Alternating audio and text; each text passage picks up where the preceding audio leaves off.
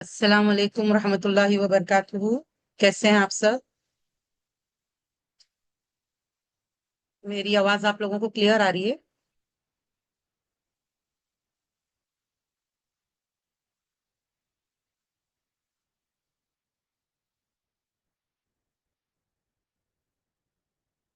Okay, अल्हम्दुलिल्लाह। अल्हम्दुलिल्लाह। शुरू करते हैं आज का सेशन। नहमदुहु व नुसल्ली अला रसूलिहिल करीम, अम्मा बअद, फअऊज़ु बिल्लाहि मिनश शैतानिर रजीम, बिस्मिल्लाहिर रहमानिर रहीम। रब्बि इश्रह ली सदरी व यस्सिर ली अमरी वहलुल उक़दतम मिन लिसानी यफ़क़हू क़ौली, रब्बना ज़िदना इल्मा, आमीन या रब।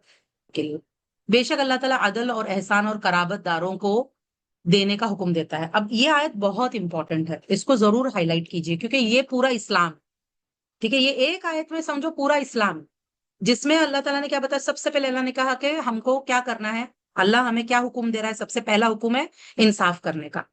तो जहां तक इंसाफ का सवाल है, तो इंसाफ कैसे होता है? जब हम किसी को उसका हक देते हैं, जिसका जितना हक है वो देना है। अल्लाह का हक अल्लाह को, बंदों का हक बंदों को, अपना हक अपने आप को, है ना। जो हक है, जो हमारे ऊपर फर्ज है, वो हमको अदा करना है। ओके। जिन बातों से अल्लाह ने रोका है उससे रुकना, जिन बातों का अल्लाह ने हुक्म दिया है वो करना, एतदाल वाली जिंदगी जीना, है ना। किसी भी मामले में एक्सट्रीम पे नहीं जाना है, दीन में गुलू नहीं करना है ना। जैसा अल्लाह ने कहा है करने का, वैसा करना है। जैसी इबादत करने के लिए कहा है वैसा करो। सुन्नत को जब हम फॉलो करेंगे, तो उसमें आप देखिए जो फराइज जो है हम पर, वो अदल है। ओके, जैसे समझो, और किसी के भी साथ अदल करना, जैसे बच्चों के दरमियान अदल करना है, रिश्तेदारों के दरमियान अदल और इंसाफ करना है। फिर चाहे हम किसी को पसंद करें या ना करें, हमें इंसाफ करना है उनके साथ। चाहे हमारा किसी के साथ दोस्ती हो या दुश्मनी हो, हमें इंसाफ करना है। दोस्ती की वजह से उनके साथ इंसाफ ना करे, या दुश्मनी की वजह से उनके साथ इंसाफ ना करे, ऐसा नहीं कर सकते। ओके, तो इंसाफ करना है। फिर उसके बाद में अब देखिए, अगली जो बात है वो ये है कि एहसान करना। अभी एहसान क्या है? अल्लाह की इबादत ऐसा करना गोया कि हम उसे देख रहे हैं, वरना कम से कम ये एहसास रखना कि अल्लाह तो मुझे देख रहा है। लोगों के साथ इतना हुस्न सुलूक करना कि बदले की ख्वाहिश ना रखना, अल्लाह से अजर की उम्मीद में लोगों के साथ हुस्न सुलूक करना। एहसान क्या होता है? जैसे फर्ज अदा कर दिया तो नफिल अदा करनी, ये एहसान है। जैसे अगर किसी को हमने 100 रुपया देना है उनके मजदूरी का, तो उसे 110 120 दे देना, ये एहसान है ना। मतलब ज्यादा देना, यानी कि जो उसका हक है हक से ज्यादा देना। कोई हमसे कट रहा है कोई हमसे कट रहा है तो भी उससे जुड़ना, उसके साथ कोई हमारे साथ नाइंसाफी कर रहा है फिर भी उसके साथ हम इंसाफ करना, ये सब क्या है? एहसान में आता है कि अल्लाह के खातिर हम अच्छाई करेंगे। ओके, सबर के साथ और सिर्फ अल्लाह के लिए, सुन्नत तरीके से। तो ये सब एहसान होगा, जिसमें हम यानी उसके अंदर आप देखिए नफिल भी आ जाएगा, उसके अंदर बदले की ख्वाहिश ना रखते हुए, अगर कोई हमारे साथ बुरा कर रहा है तो भी उसके साथ अच्छा करना, ये सब कुछ उसके अंदर आ जाएगा। तो ये एहसान हो गया। फिर थर्ड जो अल्लाह हुक्म दे रहा है हमें, कराबतदारों को देना। अब आप देखिए अदल और एहसान में तो आ जाता है कराबतदारों को देना उसमें, क्योंकि पूरा इस्लाम ही आ गया अदल और एहसान में।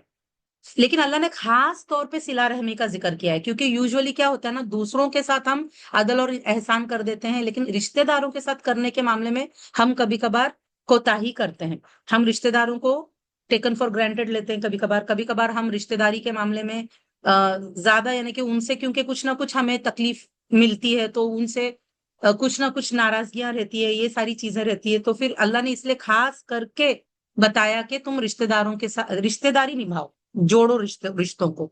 रिश्तेदारों के साथ अल्लाह इंसाफ और एहसान और देने का हुक्म दे रहा है कि इन रिश्तेदारों को दो। यूजुअली क्या होता है ना, दूसरों को देना तो आसान होता है, क्योंकि उनके साथ थोड़ी देर के लिए मिलना है। लेकिन रिश्तेदारों के साथ कैसा होता है, कुछ ना कुछ हमारा रोज का उनके साथ लेन देन मामलात और ये सारी चीजें में कुछ ऊपर नीचे हो जाता है ना बातों में। तो अक्सर क्या होता है कि रिश्तेदारी के मामले में इंसान कहीं ना कहीं चांस होता है कि कुछ दिल जैसे नाराज हो गया किसी वजह से, तो उस वजह से नाराजगियों की वजह से हो सकता है कि उनको देने के मामले में कोताही करे। تو اللہ تعالیٰ خاص کر کے اس لیے حکم دے رہے کہ رشتے داروں کو دو، کیونکہ اس میں دوہرا اجر ہے. ایک تو رشتے داری نبھانے کا بھی اجر دے گا اللہ تعالیٰ، اور ان کے ساتھ حسن سلوک کرنے کا بھی اجر دے گا. جیسے صدقہ خیرات میں بھی خاص کر کے ان کو دینا، اگر وہ حق رکھتے ہیں تو پہلے ان کو دو، بعد میں دوسروں کو دو، کیونکہ پہلا حق اللہ نے ان کا رکھا ہے. تو رشتے داری نبھانے کا. اب آپ دیکھیں یہ ہو گیا 3 کرنے کا کام. ابھی 3 کاموں سے اللہ نے روکا ہے، اور وہ 3 کام جن سے اللہ نے روکا ہے وہ کیا ہے؟ بے حیائی. چاہے وہ زبان سے ہو، چاہے وہ عمل سے ہو، چاہے وہ گالی گلوچ ہے، غیبت ہے، چگلی ہے، یا زنا ہے نا. تو کسی بھی طرح کی بے حیائی جو ہے وہ اللہ نے منع کیا ہے. پھر اللہ نے برے کاموں سے منع کیا ہے. جو بھی کام ناجائز ہے ان کاموں سے اللہ نے، منکر سے اللہ نے روکا ہے. تیسرا اللہ نے بغی سے روکا ہے. بغی یعنی زیادتی کرنا، لوگوں پہ ظلم کرنا، لوگوں پہ زیادتی کرنا. تو اس سے اللہ نے روکا ہے. آپ دیکھیے 2 کام ایسے ہیں کہ جس کی سزا اللہ دنیا میں بھی دیتا ہے، جیسے کہ صلہ رحمی نہ کرنا اور بغی کرنا، دوسروں پہ ظلم کرنا. مظلوم کی دعا اللہ تعالیٰ کیسا سنتا ہے؟ بغیر آڑ کے. اوکے، تو اسی لیے بہت احتیاط کرنا ہے. 3 چیزوں کا حکم ہے اور 3 چیزوں سے منع کیا گیا ہے. ٹھیک ہے نا. اور یہ پورا اسلام ہمارا اسی پہ بیسڈ ہے. وہ تمہیں واعظ کرتا ہے تاکہ تم نصیحت پکڑو. اللہ ہمیں واعظ کر رہا ہے نا. اللہ تعالیٰ ہمیں کیوں واعظ کر رہا ہے؟ کیوں ایسی بات، مطلب تاکہ مطلب اللہ ہمیں خبردار کر رہا ہے، دیکھو یہ کرو یہ مت کرو، کیونکہ یہ کرنے میں فائدہ ہے، یہ کرنے میں نقصان ہے. یہ بات اللہ ہمیں سمجھا رہا ہے تاکہ ہم نصیحت پکڑے، تاکہ وہ بات ہمارے دل میں اترے اور ہم اس کے حساب سے ہم جو ہے فالو کریں اور اپنے آپ کو خسارے سے بچائے. اور اللہ تعالیٰ کا عہد پورا کرو. جب تم آپس میں عہد کر لو اور قسمیں پکی کرنے کے بعد نہ توڑو، جبکہ تم نے اللہ کو اپنا کفیل بنایا ہو. بے شک اللہ تعالیٰ جانتا ہے جو تم کرتے ہو. تو آپ دیکھیں یہاں پہ اللہ نے مسلمانوں کے لیے یہ چیز بہت مطلب ضروری قرار دیے ہیں کہ اگر ہم کسی چیز میں قسم کھا کے وعدہ کرتے ہیں اس کو پورا کرنا ہے. اگر وہ اچھی چیز کے بارے میں، اگر اس سے بہتر چیز ہمیں کچھ ملتی ہے کرنے کے لیے تو ہم قسم توڑ کے کفارہ دے سکتے ہیں. غلط چیزوں پہ قسم کھانا نہیں چاہیے. قسم جو کھائے ہیں اس کو پورا کرنے میں مطلب، کیونکہ قسم کھا کر ہم کوئی چیز، یعنی کہ اللہ کا قسم کھا کے اگر کوئی چیز پکا کر رہے تو وہ ہم پہ فرض ہو جاتا ہے پورا کرنا. نہیں کریں گے تو گناہ ہوگا، ہے نا. اور غلط باتوں کی قسم نہیں کھانا ہے. اگر غلط باتوں پہ قسم کھائے ہیں تو اس کو پورا نہیں کرنا ہے. گناہ کے باتوں پہ قسم نہیں کھانا ہے. اگر گناہ کے باتوں کی قسم کھائی ہے تو اس کو پورا نہیں کرنا ہے، اس کے لیے کفارہ دے کر اس قسم کو توڑ دینا ہے. اگر کسی بات پہ قسم کھائے ہیں لیکن اس سے بہتر کوئی کام سمجھ میں آ رہا ہے کہ اس سے بھی بہتر ہم کچھ اور کر سکتے ہیں، تو پھر اس وقت کیا کریں گے؟ وہ قسم کا کفارہ دے کر اس سے بہتر جو ہمارے پاس آپشن ہے اس کو ہم چوز کریں گے. اوکے. بہرحال لیکن قسم اگر کھائے ہیں تو اس کو پورا کرنا ہے، توڑنا نہیں. اوکے. اور کب توڑیں گے وہ بھی میں نے بتا دیا ہے، کب توڑنا جائز ہے. ٹھیک ہے نا، وہ میں نے سارا کچھ بتا دیا آپ کو. اوکے. اور تم اس عورت کی طرح نہ ہو جاؤ جس نے اپنا سوت محنت سے کاٹنے کے بعد ٹکڑے ٹکڑے کر ڈالے. اوکے. جیسے فار ایگزامپل اگر کوئی عورت ٹوکری بنا رہی ہے یا کوئی عورت رسی بنا رہی ہے، اوکے، یا ہوتا ہے نا کہ کوئی سویٹر بن رہا ہے. اوکے. اب ایک عورت اتنی محنت کرے، اس میں وقت لگائے، انرجی لگائے، ہے نا، اپنی صلاحیتیں لگائے اور وہ بنے، اور پھر اس کے بعد میں خود ہی بیٹھ کے اس کو اگر ٹکڑے ٹکڑے کر دے تو سارا کچھ خود ہی برباد کر دے تو کیسا ہوگا؟ آپ دیکھیے جب کوئی ہم کسی سے وعدہ کرتے ہیں اور پھر اس کو بعد میں اپنے مطلب اس کو سیریس نہیں لے کر اس کو توڑ دیتے ہیں، ایسا اگر کچھ کرتے ہیں تو پھر وہ ایسا ہی ہے جیسے کہ محنت سے ہم نے کوئی چیز بنا کے پھر اس کو خراب کر دی. سبحان اللہ. تم اپنے قسموں کو باہم فریب کا ذریعہ نہ بناتے ہو. تم اپنی قسموں کو باہم فریب کا ذریعہ بناتے ہو کہ ایک جماعت دوسری جماعت سے مال وافر میں بڑھ جائے. اگر آپ دیکھیے مطلب یہ امتحان ہوتا ہے. قسم بھی کیا ہے نا، جب اگر ہم نے کسی بات پر پکا قسم کھائے پھر امتحان ہوتا ہے. کیا ہوتا ہے نا، کبھی کبھار جب انسان قسم کھا رہا ہوتا ہے تب وہ کمزور ہوتا ہے، بعد میں اللہ اس کو طاقت دے دیتا ہے. تو جب وہ طاقت میں آتا ہے تو وہ اس وقت اگر طاقت کی وجہ سے کہ ابھی میرے پاس تعداد زیادہ ہے یا مال زیادہ ہے، اب میں طاقتور ہوں، اس وجہ سے اگر وہ قسم توڑتا ہے تو پھر اللہ کو یہ بات پسند نہیں ہے. اوکے. بے شک اللہ اس عہد و پیمان سے تمہیں آزماتا ہے، اور یوم قیامت وہ تم پر ضرور واضح کر دے گا جس میں تم اختلاف کرتے تھے۔ اور آپ دیکھیے سارے اختلافات کا تو اللہ تعالیٰ قیامت کے روز فیصلہ کرے گا، اور اگر اللہ تعالیٰ چاہتا تو تمہیں ایک ہی امت بنا دیتا، لیکن وہ جسے چاہتا ہے گمراہ کرتا ہے اور جسے چاہتا ہے ہدایت دیتا ہے، اور تم سے ضرور اس کا سوال ہوگا جو تم عمل کرتے تھے۔ آج آپ دیکھیں ہمیں نا اس چیز کا ضرور خیال کرنا ہے، اگر ہم نے کبھی کسی بات کی قسم کھائی ہے تو اس کو ضرور، اگر صحیح چیز ہے تو اس کو ضرور پورا کرنا ہے، اور تم اپنے قسموں کو باہم فریب دینے کا ذریعہ نہ بناؤ۔ یوزولی کیا ہوتا ہے نا، اللہ کی قسم کھا کے لوگوں کو دھوکا دینے کا کام کرتے ہیں، تو اللہ نے مسلمانوں کو منع کیا اس چیز سے۔ اسلام پر اس اسلام پر کسی کا قدم جمنے کے بعد ڈگمگا جائے، مطلب اگر ہم ایسا کریں گے کہ ہم قسمیں کھا کے پھر توڑیں گے، تو پھر آپ دیکھیے سبحان اللہ کیا ہوگا، کہ جو لوگ دیکھیں گے کہ دیکھو مسلمان ایسے ہوتے ہیں، پہلے تو قسم کھاتے ہیں بعد میں توڑ دیتے ہیں اور پھر اس طرح دھوکا دیتے ہیں، تو پھر ان لوگ اسلام کی طرف نہیں آئیں گے نا پھر۔ اوکے، اور تم دنیا میں اس کی سزا بھگتو کہ تم نے اسے اللہ کی راہ سے روکا، پھر کیا ہوگا کہ کوئی انسان اللہ کے راستے سے رک جائے گا تو اس کے وجہ سے پھر دنیا میں سزا ملے گی، جس نے ایسا کیا کہ اس کے ایسے کرنے کی وجہ سے اگر کوئی اسلام کی طرف آنے سے رک گیا تو اللہ اس کو دنیا میں بھی سزا دے گا، اور آخرت میں تمہارے لیے بہت بڑا عذاب ہوگا۔ اور اللہ تعالیٰ کے عہد کے بدلے میں تھوڑی قیمت دنیاوی فائدے نہ خریدو، بے شک جو اللہ کے یہاں اجر ہے وہی بہتر ہے اگر تم علم رکھتے ہو۔ جو کچھ تمہارے پاس ہے وہ فنا ہو جائے گا۔ آپ دیکھیے جو کچھ بھی آج اپنے آس پاس دیکھیے کہ ہمارے پاس کیا کیا ہے، صوفے ہے، کبٹس ہے، کچن میں اتنا سارا سامان ہے، کباٹوں میں اتنا سارا سامان ہے نا، لیکن کیا یہ سب ہمارے ساتھ جانے والا ہے؟ دنیا میں جو کچھ ہے سب فنا ہونے والا ہے، اور جو کچھ اللہ کے پاس ہے وہ ہمیشہ باقی رہنے والا ہے۔ تو اللہ کے پاس کیا ہے؟ ہمارے اعمال، جو نیک اعمال ہوں گے نا وہ باقی رہیں گے، اور جو برے اعمال ہے، جو کافر کے اعمال ہے، وہ سب تو اللہ راکھ بنا کے اڑا دے گا، ہے نا۔ اور جن لوگوں نے صبر کیا ہم ضرور انہیں ان کا اجر و ثواب ان بہترین اعمال کے بدلے دیں گے جو وہ کرتے تھے۔ اب آپ دیکھیں یہاں پہ عمل کی بات نہیں ہے، بہترین اعمال کی بات ہے، اوکے، کہ جو بہترین اعمال کرتے ہیں اللہ تعالیٰ اس کا اجر ضرور دے گا۔ جس نے نیک عمل کیے، مرد ہو یا عورت، جب کہ وہ مومن ہو تو ہم ضرور اسے پاکیزہ زندگی بسر کرائیں گے۔ آپ دیکھیے مرد ہو یا عورت، اگر ہمارے اندر ایمان ہے اور ہم اچھے کام کریں گے نا ہر حال میں، تو اللہ ہمیں ایک اچھی زندگی دے گا، ہمیں اللہ حیاتن طیبہ دے گا، پاکیزہ زندگی دے گا، سکون والی زندگی دے گا۔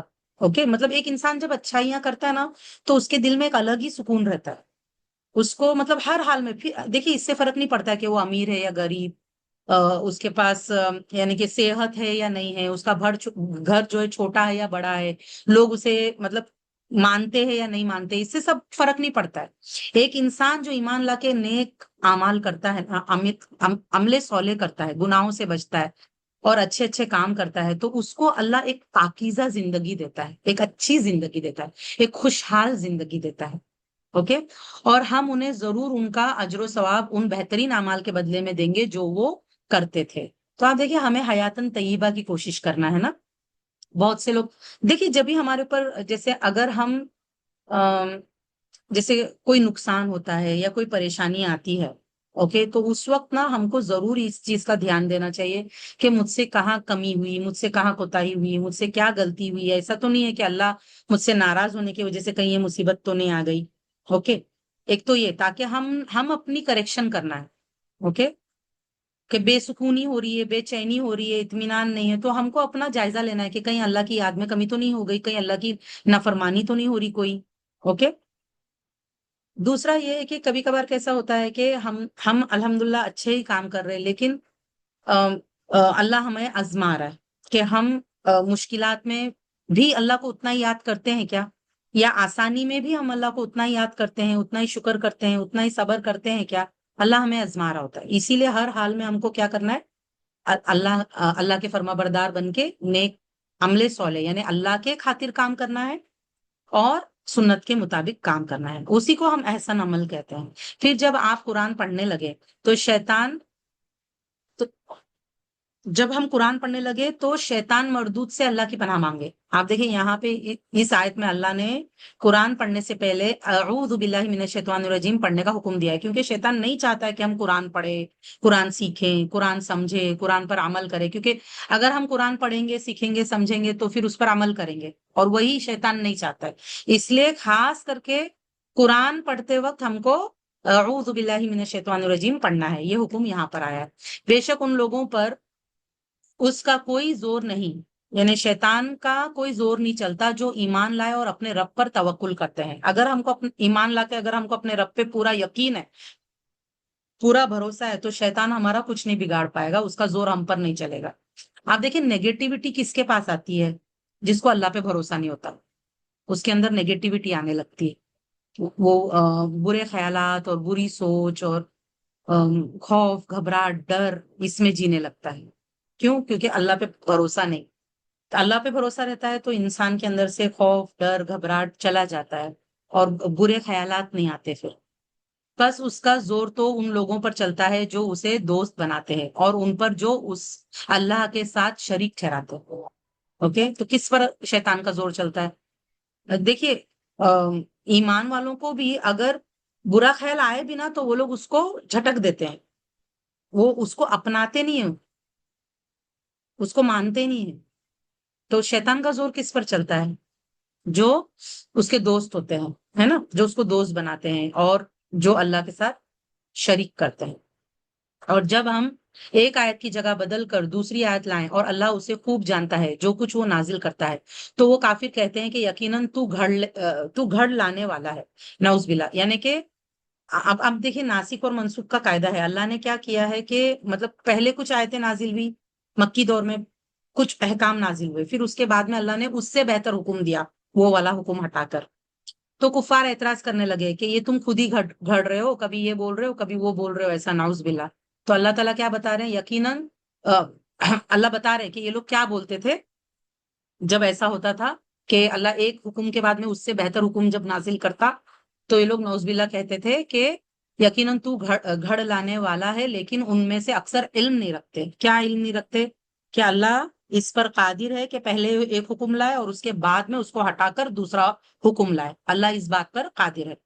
کہہ دیجئے اس قرآن کو روح القدس یعنی جبرائیل علیہ السلام نے آپ کے رب کی طرف سے حق کے ساتھ نازل کیا ہے، تاکہ اللہ تعالیٰ ایمان والوں کو ثابت قدم رکھے اور مسلمانوں کے لیے ہدایت اور بشارت ہو. اور ہمیں بخوبی علم ہے کہ وہ کہتے ہیں یقیناً اس نبی کو ایک آدمی سکھاتا ہے. نعوذ باللہ. آپ دیکھیں وہاں پہ کچھ غلام تھے جو دوسرے جگہ کے تھے، ان کو عربی نہیں آتی تھی اور وہ لوگ مسلمان ہو گئے تھے. تو یہ لوگ کیا کہتے تھے کہ نعوذ باللہ وہ آپ سے ان سے سیکھ رہے ہیں. تو اللہ نے بتایا کہ دیکھو اس شخص کی زبان تو اجمی ہے، عربی نہیں ہے. یعنی کس کی؟ جو غلام جو دوسری جگہ کے تھے اور ان کو عربی نہیں آتی تھی، تو اللہ نے بتایا کہ دیکھو ان کی تو زبان اجمی ہے نا، عربی نہیں ہے. اور آپ صلی اللہ علیہ وسلم نے تو جو اللہ کے حکم سے جو اللہ نے آپ صلی اللہ علیہ وسلم کو دیا ہے وہ تو عربی زبان میں ہے اور ایک دم فصیح عربی ہے.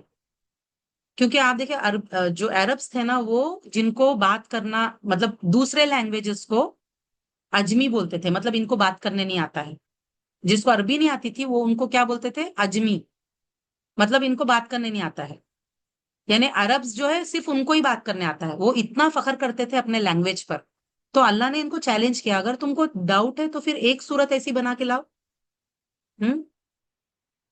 اس شخص کی زبان اجمی ہے، اللہ نے بتایا، جس کی طرف یہ غلط نسبت کرتے ہیں، جبکہ یہ قرآن فصیح عربی زبان میں. بلا شبہ جو لوگ اللہ تعالیٰ کی آیات پر ایمان نہیں لاتے، اللہ انہیں ہدایت نہیں دیتا اور ان کے لیے دردناک عذاب ہے. جھوٹ تو صرف وہ لوگ گھڑتے ہیں جو اللہ کی آیت پر ایمان نہیں لاتے، اور وہی لوگ جھوٹے ہیں. آپ دیکھیں نبی صلی اللہ علیہ وسلم تو حق بتا رہے ہیں، جھوٹ کون بول رہے ہیں؟ جو لوگ نبی صلی اللہ علیہ وسلم کا انکار کر رہے ہیں، جو لوگ قرآن کو اللہ کا کلام ماننے تیار نہیں، وہ لوگ جھوٹے ہیں. تو اللہ ان کو پھر ہدایت نہیں دیتا. جو شخص اپنے ایمان کے بعد اللہ سے کفر کرے سوائے اس کے جس پر جبر کیا گیا اور اس کا دل ایمان پر مطمئن تھا، لیکن جس نے کفر کے لیے اپنا سینہ کھول دیا، یعنی راضی خوشی سے اس نے کفر کیا، تو ایسے لوگوں پر اللہ کا غضب ہے اور ان کے لیے بہت بڑا عذاب ہے. یہاں پہ ابھی اللہ نے کیا بتایا کہ اگر کوئی شخص سمجھو مسلمان ہو گیا ہے، اب اس کو زبردستی دھمکا کر اسے کفر یا کلمہ بولنے کے لیے بول رہے ہیں، تو اب اس کے دل میں تو ایمان ہے، وہ تو ایمان کو پسند کرتا ہے، لیکن مجبوراً اپنی جان بچانے کے لیے یا بے ہوشی کی حالت میں وہ اگر ایسا کچھ بول رہا ہے کہ کفر یا کلمہ اگر اس کے منہ سے نکلتا ہے تو اللہ اسے معاف کر دے گا، اللہ اس کی پکڑ نہیں کرے گا، کیوں؟ کیونکہ اس کا دل ایمان پر مطمئن تھا، اس لیے ایسا ہوا ہے صحابہ کے ساتھ جب ان پہ ظلم ہوتا تھا. اوکے. جیسے حضرت عمار بن یاسر رضی اللہ عنہ ہیں، ان کے ساتھ یہ چیز ہوئی تھی، تو اللہ نے بتایا کہ نہیں، ان کی پکڑ نہیں ہوگی، کیونکہ ان کے دل میں ایمان پر ان کا دل مطمئن تھا. لیکن کوئی خوشی سے کفر کر رہا ہے تو اللہ اس پر اللہ کا غضب آئے گا اور اللہ اسے عذاب دے گا. یہ اس لیے کہ انہوں نے دنیاوی زندگی کو آخرت کے مقابلے میں زیادہ محبوب رکھا، اور بے شک اللہ تعالیٰ کافر قوم کو ہدایت نہیں دیتا. یہی وہ لوگ ہیں جن کے دلوں، کانوں اور آنکھوں پر اللہ نے مہر لگا دی ہے، اور یہی لوگ غافل ہیں. اب آپ دیکھیں اللہ تعالیٰ ایسی نہیں مہر لگاتا، پہلے ان کو پورا موقع دیتا ہے کہ آنکھ کان دل کا صحیح استعمال کرو اور ایمان لے کر آؤ. لیکن جب وہ لوگ اس کا صحیح استعمال نہیں کرتے اور کفر کو پسند کرتے ہیں اور کفر پر خوش ہوتے ہیں اور گناہوں پر خوش ہوتے ہیں اور وہی زندگی وہ لوگ جینا چاہتے ہیں، اسی کے طلبگار ہوتے ہیں، تو پھر اللہ تعالیٰ مہر لگا دیتا ہے ان اعضاؤں کو. اوکے. پھر یہ لوگ غفلت کی زندگی جینے لگتے ہیں، غافل ہوتے ہیں اور پھر غفلت میں ہی پڑے رہ جاتے ہیں موت تک. بلا شبہ یقیناً آخرت میں یہی لوگ خسارہ پانے والے ہیں، یعنی جہنم جائیں گے. پھر بے شک آپ کا رب ان لوگوں کے لیے مہربان ہے جنہوں نے آزمائش میں پڑنے کے بعد ہجرت کی، یعنی ان کے اوپر بہت ظلم ہوا، کفار نے بہت ظلم کیا، لیکن انہوں نے اپنا ایمان بچانے کے لیے کیا کیا؟ ہجرت کیا، پھر جہاد کیا اور صبر کیا. ہجرت کیا، جہاد کیا، صبر کیا. بے شک آپ کا رب ان آزمائشوں کے بعد ان لوگوں کے لیے البتہ بہت بخشنے والا، نہایت مہربان ہے. اب آپ دیکھیں اللہ تعالیٰ کس کے لیے غفور الرحیم ہے؟ جو ہجرت کرے، جہاد کرے، صبر کرے، اسلام کو پھیلانے میں، اسلام پر عمل کرنے میں، مسلمان ہونے میں، جب ایک انسان ان ساری چیزوں سے گزرتا ہے، ان تین چیزوں سے، تو اللہ نے کہا کہ ان کے لیے اللہ غفور الرحیم ہے. آپ دیکھیں صحابہ کو اسی لیے اللہ ان سے راضی ہو گیا نا. تو آج اگر ہم چاہتے کہ اللہ ہم سے راضی ہو تو ہمیں کمفورٹ زون سے باہر نکلنا ہوگا اور اسلام کا دین کا علم حاصل کر کے اس پر عمل کرنا ہوگا، چاہے لوگ ہمیں پسند کرے یا نہ کرے. جس دن ہر نفس اپنی طرف سے جھگڑتا ہوا آئے گا اور ہر کسی نے جو عمل کیا ان کا اسے پورا پورا بدلہ دیا جائے گا اور ان پر ظلم نہیں کیا جائے گا. تو ہر نفس کیا کرے گا؟ اپنا حق مار. قیامت کے روز ہر شخص اللہ کے آگے گڑ گڑائے گا. اب اور جیسے کسی کا اگر حق باقی ہے تو وہ اپنا حق مانگے گا وہاں پر، ہے نا، کہ اللہ تعالیٰ اس نے دنیا میں میرا حق نہیں دیا تھا، یا اللہ تعالیٰ سے کوشش کرے گا کہ کسی طرح سے اگر وہ کافر تھا یا مطلب اگر اس نے اس کو سمجھ میں آ گیا کہ بھائی اب میرے اعمال تو ایسے ہے کہ جس کے وجہ سے، جیسے نامہ عمل لیفٹ ہینڈ میں دیا گیا، ہاں، یہ بائیں ہاتھ میں دیا گیا نامہ عمل، میزان پہ اعمال ہلکے ہو گئے، مطلب نیکی کے اعمال وزنی نہیں ہوئے. اب یہ انسان سمجھ جاتا ہے نا تو وہ اللہ تعالیٰ سے التجا کریں گے. وہاں پہ آپ دیکھیے سب جو لیڈرز ہیں اور فالوورز ہیں کفار کے، جو جتنے بھی جہنمی ہوں گے اس کے لیڈرز اور فالوورز آپس میں جھگڑا کریں گے. تو ہر نفس اپنی طرف سے خود کے لیے وہ جھگڑا کرے گا کہ اللہ مجھے چھوڑ دو، اللہ مجھے نجات دے دو، مجھے بچا لو. ہاں، لیکن آپ دیکھیں وہاں پر کوئی بھی نہ بیوی کام آئے گی، نہ اولاد کام آئے گا، نہ شوہر کام آئیں گے، نہ ماں باپ کام آئیں گے. سب اپنی فکر میں رہیں گے، سب اپنے آپ کو بچانے کے لیے فکر کریں گے. اور اللہ نے ایک بستی کی مثال بیان کی ہے جو امن و اطمینان سے آباد تھی، اس کا رزق اسے ہر جگہ سے وافر آتا تھا. پھر اس کے باشندوں نے اللہ کی نعمتوں کی ناشکری کی تو اللہ نے انہیں ان کی کرتوتوں کی وجہ سے بھوک چکھائی اور خوف کا لباس پہنایا. سبحان اللہ.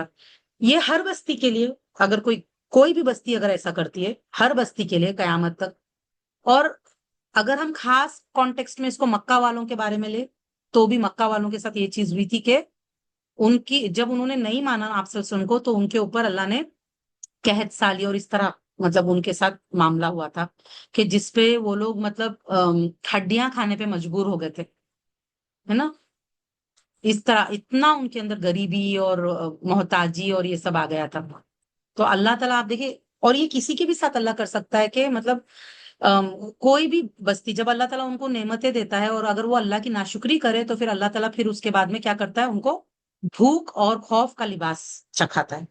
اور یقیناً ان کے پاس ایک رسول انہی میں سے آیا تو انہوں نے اس کی تکذیب کی، تب انہیں عذاب نے آ پکڑا اور وہ وہی ظالم تھے۔ چنانچہ اس میں سے کھاؤ پیو جو اللہ نے تمہیں حلال پاکیزہ رزق دیا ہے، اور اگر تم واقعی اس کی عبادت کرتے ہو تو اللہ کی نعمت کا شکر کرو۔ تو ہم نے کیا کرنا ہے، دیکھو اللہ کے جو دیا ہوا رزق ہے اس میں سے کھانا پینا ہے، لیکن اللہ کو بھول کے نہیں جینا ہے، اسراف نہیں کرنا ہے، اللہ کی نافرمانیاں نہیں کرنا ہے، ناشکریاں نہیں کرنا ہے، ایک اللہ کی عبادت کرنا ہے، شرک نہیں کرنا ہے، گناہ نہیں کرنا ہے، بدعات نہیں کرنا ہے، منافقت نہیں کرنا ہے، ٹھیک ہے؟ شکر گزاری کرنا ہے۔ شکر گزاری کیسے ہوتی ہے؟ اس کی عبادت کر کے، اس کی فرما برداری کر کے۔ اللہ نے تو بس تم پر حرام کیا ہے مردار، خون، خنزیر کا گوشت، اور جس پر غیر اللہ کا نام لیا گیا ہو۔ اوکے، یہ چار چیز خاص ہے، اس کے علاوہ بھی جو قرآن اور سنت سے ثابت ہے کہ جو چیزیں حرام ہے وہ حرام ہے، ٹھیک ہے؟ پھر جو شخص مجبور ہو جائے جبکہ نہ وہ باغی ہو اور نہ حد سے بڑھنے والا ہو تو بے شک اللہ تعالیٰ بہت بخشنے والا نہایت مہربان ہے۔ اور اپنی زبانوں کے جھوٹ بیان کرنے کی وجہ سے مت کہو کہ یہ حلال ہے اور یہ حرام ہے۔ سبحان اللہ! آپ دیکھیے، جھوٹ حلال حرام کے بارے میں بولنا الاؤڈ نہیں ہے، جائز نہیں، کبیرہ گناہ ہے، بہت بڑا گناہ ہے۔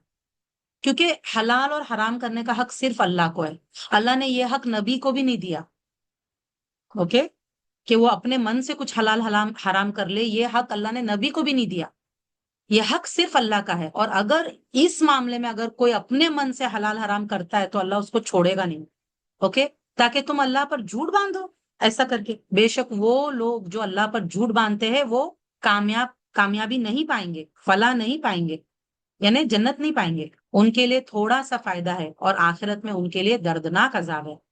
اب دیکھیے بہت سے لوگ کیا کرتے ہیں نا، مفتیوں کے پاس جا کے کوشش کرتے ہیں کہ کسی طرح حرام کو وہ مفتی ان کے لیے کہہ دے کہ ہاں ایسے ایسے کرو تو حلال ہو جائے گا۔ آپ دیکھیے سبحان اللہ، ایسا نہیں ہوتا ہے، جو حرام ہے وہ حرام ہے، جو حلال ہے وہ حلال ہے۔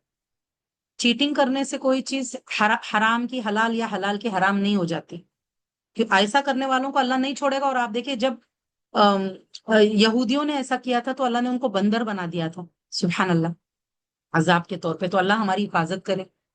ان کے لیے تھوڑا سا فائدہ ہے اور آخرت میں ان کے لیے دردناک عذاب ہے۔ اور جو لوگ یہودی ہوئے ان پر ہم نے وہ چیزیں حرام کی تھی جو ہم پہلے آپ سے بیان کر چکے ہیں، اور ہم نے ان پر ظلم نہیں کیا، لیکن وہ خود ہی اپنے آپ پر ظلم کرتے تھے۔ آپ دیکھیے یہودیوں نے بہت کیا ہے نا حلال حرام اپنی مرضی سے، تو مطلب غلط فتوے دینا، یہ سب کچھ کیوں؟ دنیا کا تھوڑا سا مال کمانے کے لیے۔ اللہ نے، آپ دیکھیے دنیا کا اگر بڑے سے بڑا فائدہ بھی ہو جائے نا اللہ کی نافرمانی کر کے، وہ تھوڑا سا فائدہ ہے، تھوڑی دیر کے لیے، اور تھوڑا سا فائدہ ہے، اور اس کی کوالٹی بھی بہت کم ہے، کوانٹٹی بھی بہت کم ہے، متاعن قلیل ہے۔ اسی لیے کبھی کبھی یہ غلطی مت کرنا کہ متاعن قلیل کے لیے اپنی آخرت برباد نہیں کرنا، دنیا اور آخرت دونوں، اوکے؟ کیونکہ آپ دیکھیے اگر ہمیں حیاتن طیبہ چاہیے نا، پاکیزہ زندگی، تو ہمیں یہ متاعن قلیل سے بچنا ہوگا، اس کے دھوکے میں نہیں آنا۔ پھر بے شک آپ کا رب ان پر مہربان ہے جنہوں نے جہالت سے برے عمل کیے، پھر اس کے بعد انہوں نے توبہ کی۔ اب ایک انسان کو پتا نہیں تھا، اس وجہ سے اس سے غلطیاں ہو گئی، ہاں، گناہ ہو گئے، اسے معلوم نہیں تھا، لیکن جب اسے پتا چلا اور اس نے توبہ کر لی اور اپنی اصلاح کر لی، اپنی کریکشن کر لی، وہ گناہ اس نے چھوڑ لیے۔ توبہ کے 5 شرائط ہیں، میں نے پہلے بتا چکی ہوں، ٹھیک ہے؟ وہ 5 شرائط پورے ہو گئے توبہ کے، مسلمان ہو گئے صحیح سے جیسے ہونا چاہیے، صحیح ایمان لے کر آ گئے اور اپنی کریکشن کر لیے، صحیح کام، غلطی چھوڑ کر، گناہ چھوڑ کر جو صحیح اللہ نے حکم دیا ہے وہ کرنے لگے، حرام چھوڑ کر حلال کرنے لگے، تو بے شک اس کے بعد آپ کا رب ان لوگوں کے لیے البتہ بہت بخشنے والا نہایت مہربان ہے، غفور الرحیم ہے۔ آپ دیکھیے غفور الرحیم اللہ کس کے لیے، اللہ نے قرآن میں کھول کھول کے بتایا کہ اللہ کس کے لیے غفور الرحیم ہے۔ جو لوگ سوچ رہے نا کہ توبہ نہیں کریں گے اللہ تو غفور الرحیم ہے، وہ لوگ دھوکے میں ہیں، ان کو اس دھوکے سے باہر نکلنا چاہیے۔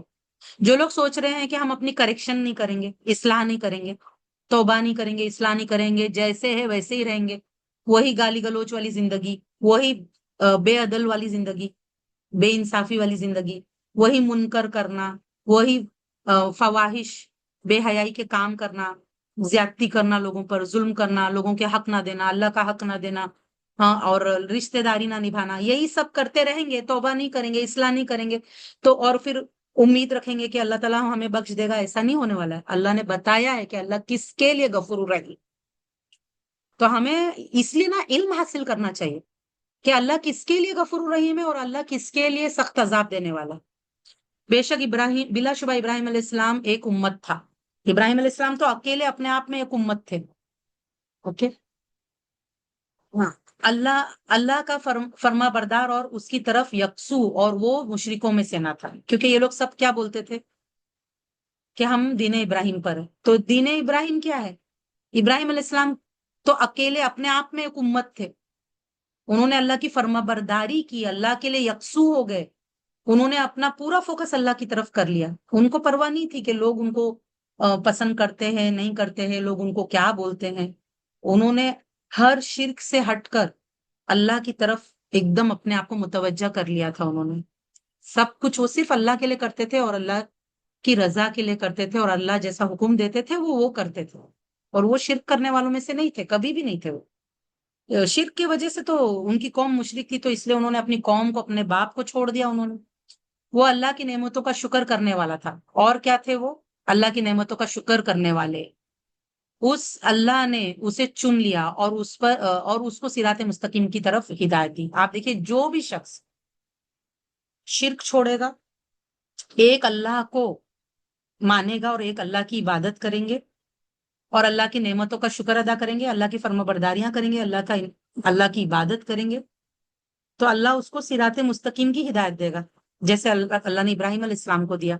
और हमने उसे दुनिया में भलाई दी। अल्लाह दुनिया में भी भलाई देता है ये सब करने वालों के लिए। और लेकिन आप देखिए, ये सब करना आसान नहीं होता है ना, कुर्बानी देनी पड़ती है। अगर आसान होता तो आप देखिए अंबिया के लिए आसान होता। अंबिया तो अल्लाह के सबसे ज्यादा महबूब बंदे हैं। अगर आसान होता ये सब करना तो सबसे पहले उनके लिए आसान होता। जब उनके लिए आसान नहीं था तो हमारे लिए कैसे आसान हो सकता है ना?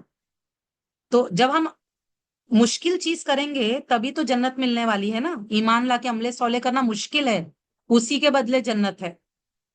अगर जन्नत आसानी से मिलने वाली होती तो फिर तो क्या बात थी, क्या ही बात थी ना, फिर तो इम्तिहान ही नहीं होता।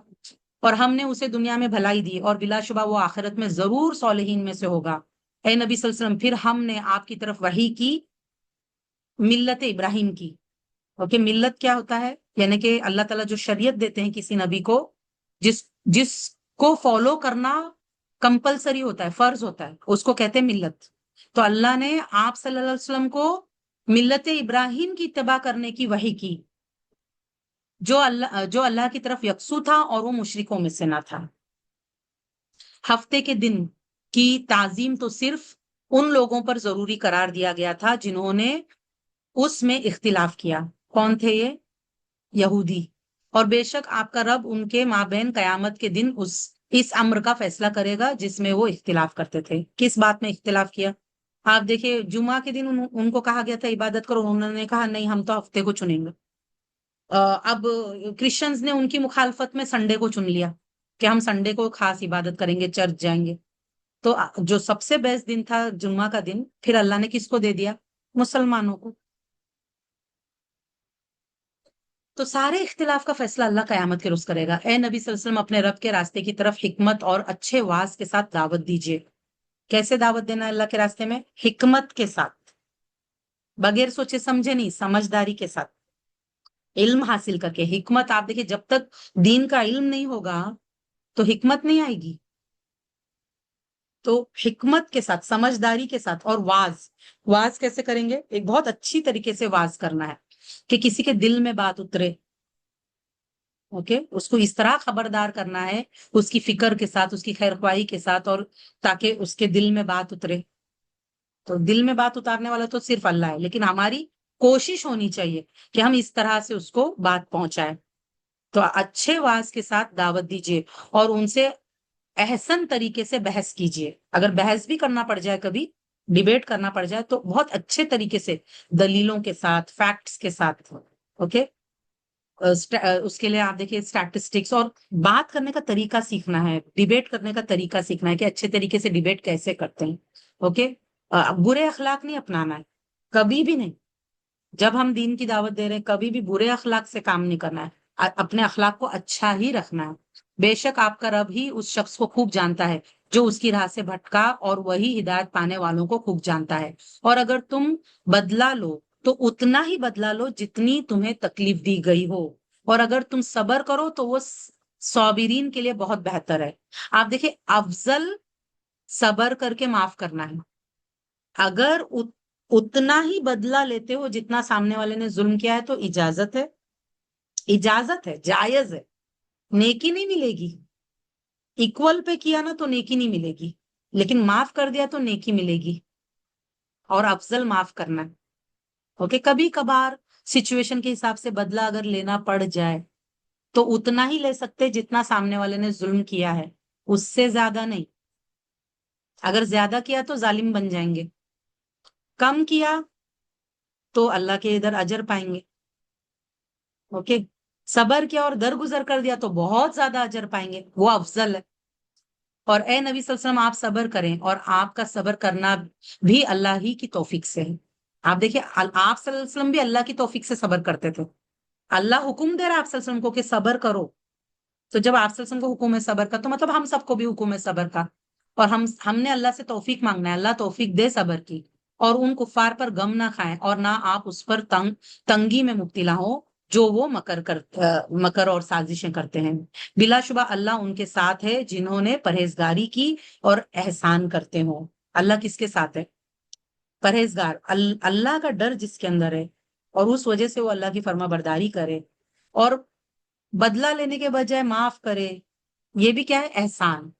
ٹھیک ہے نا، اس کو احسان، اللہ نے کہا نا اللہ محسنین کے ساتھ ہے، اللہ تقوی والوں کے ساتھ ہے۔ تو ہر حال میں نا ہم کو اللہ سے ڈرتے ہوئے وہ کام کرنا ہے جو اللہ جس سے پسند، جس چیز کو اللہ پسند کرتا ہے، جس سے اللہ راضی ہوتا ہے، اور بلکہ اور زیادہ اچھا کرنا ہے۔ ایک ہے نا اتنا کرنا جتنا اللہ راضی، ایک ہے اس سے بڑھ کے کرنا تاکہ اللہ اور خوش ہو، ہم سے اور زیادہ خوش ہو۔ اوکے، اپنا اکاؤنٹ ہمیشہ نا اللہ کے ساتھ رکھنا ہے ہم نے، کہ میں جو بھی نیکی کر رہی ہوں وہ اللہ مجھے بدلے میں دے گا، مجھے باقی کسی سے کچھ نہیں چاہیے۔ تو جب یہ والا معاملہ ہمارا چلتا ہے نا تو ہمارے لیے نیک بننا، اچھے بننا، انشاءاللہ صبر کرنا ہمارے لیے پھر کیا ہوتا ہے؟ اللہ کی توفیق سے ممکن ہوتا ہے۔ جب تقوی اور احسان کی روش نہیں ہوگی تو صبر کرنا بھی آسان نہیں ہوگا۔ ہمارے اندر تقوی ہوگا اور ہم محسن بننے کی کوشش کریں گے تو انشاءاللہ اللہ کی توفیق سے صبر کرنا بھی ہمیں آسان ہو جائے گا۔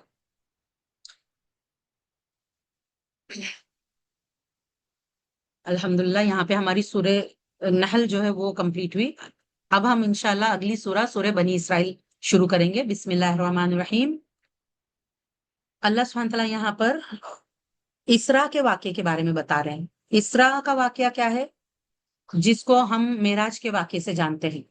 اسراء یعنی جب آپ صلی اللہ علیہ وسلم کو جب آپ صلی اللہ علیہ وسلم مکہ میں تھے، مکی دور میں کیا ہوا تھا کہ اللہ تعالیٰ نے آپ صلی اللہ علیہ وسلم کو مکہ سے بیت المقدس لے گئے تھے، اور وہاں پہ آپ صلی اللہ علیہ وسلم نے تمام نبیوں کی امامت کیے تھے، اور 2 رکعت یعنی ان کو نماز پڑھائے تھے، وہاں پہ امامت کیے تھے آپ صلی اللہ علیہ وسلم نے سارے نبیوں کی۔ پھر وہاں سے ان کو معراج پہ لے کے جایا گیا تھا، یعنی 7 آسمان کی سیر کروائی گئی تھی سدرۃ المنتہا تک، اس کو معراج کہتے ہیں۔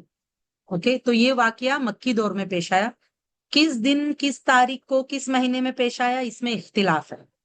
ٹھیک ہے، پکا پتہ نہیں ہے کہ ایگزیکٹلی کون سے دن کس مہینے میں یہ پیش آیا، لیکن یہ پکا ہے کہ مکی دور میں پیش آیا تھا، ہجرت سے پہلے پیش آیا تھا۔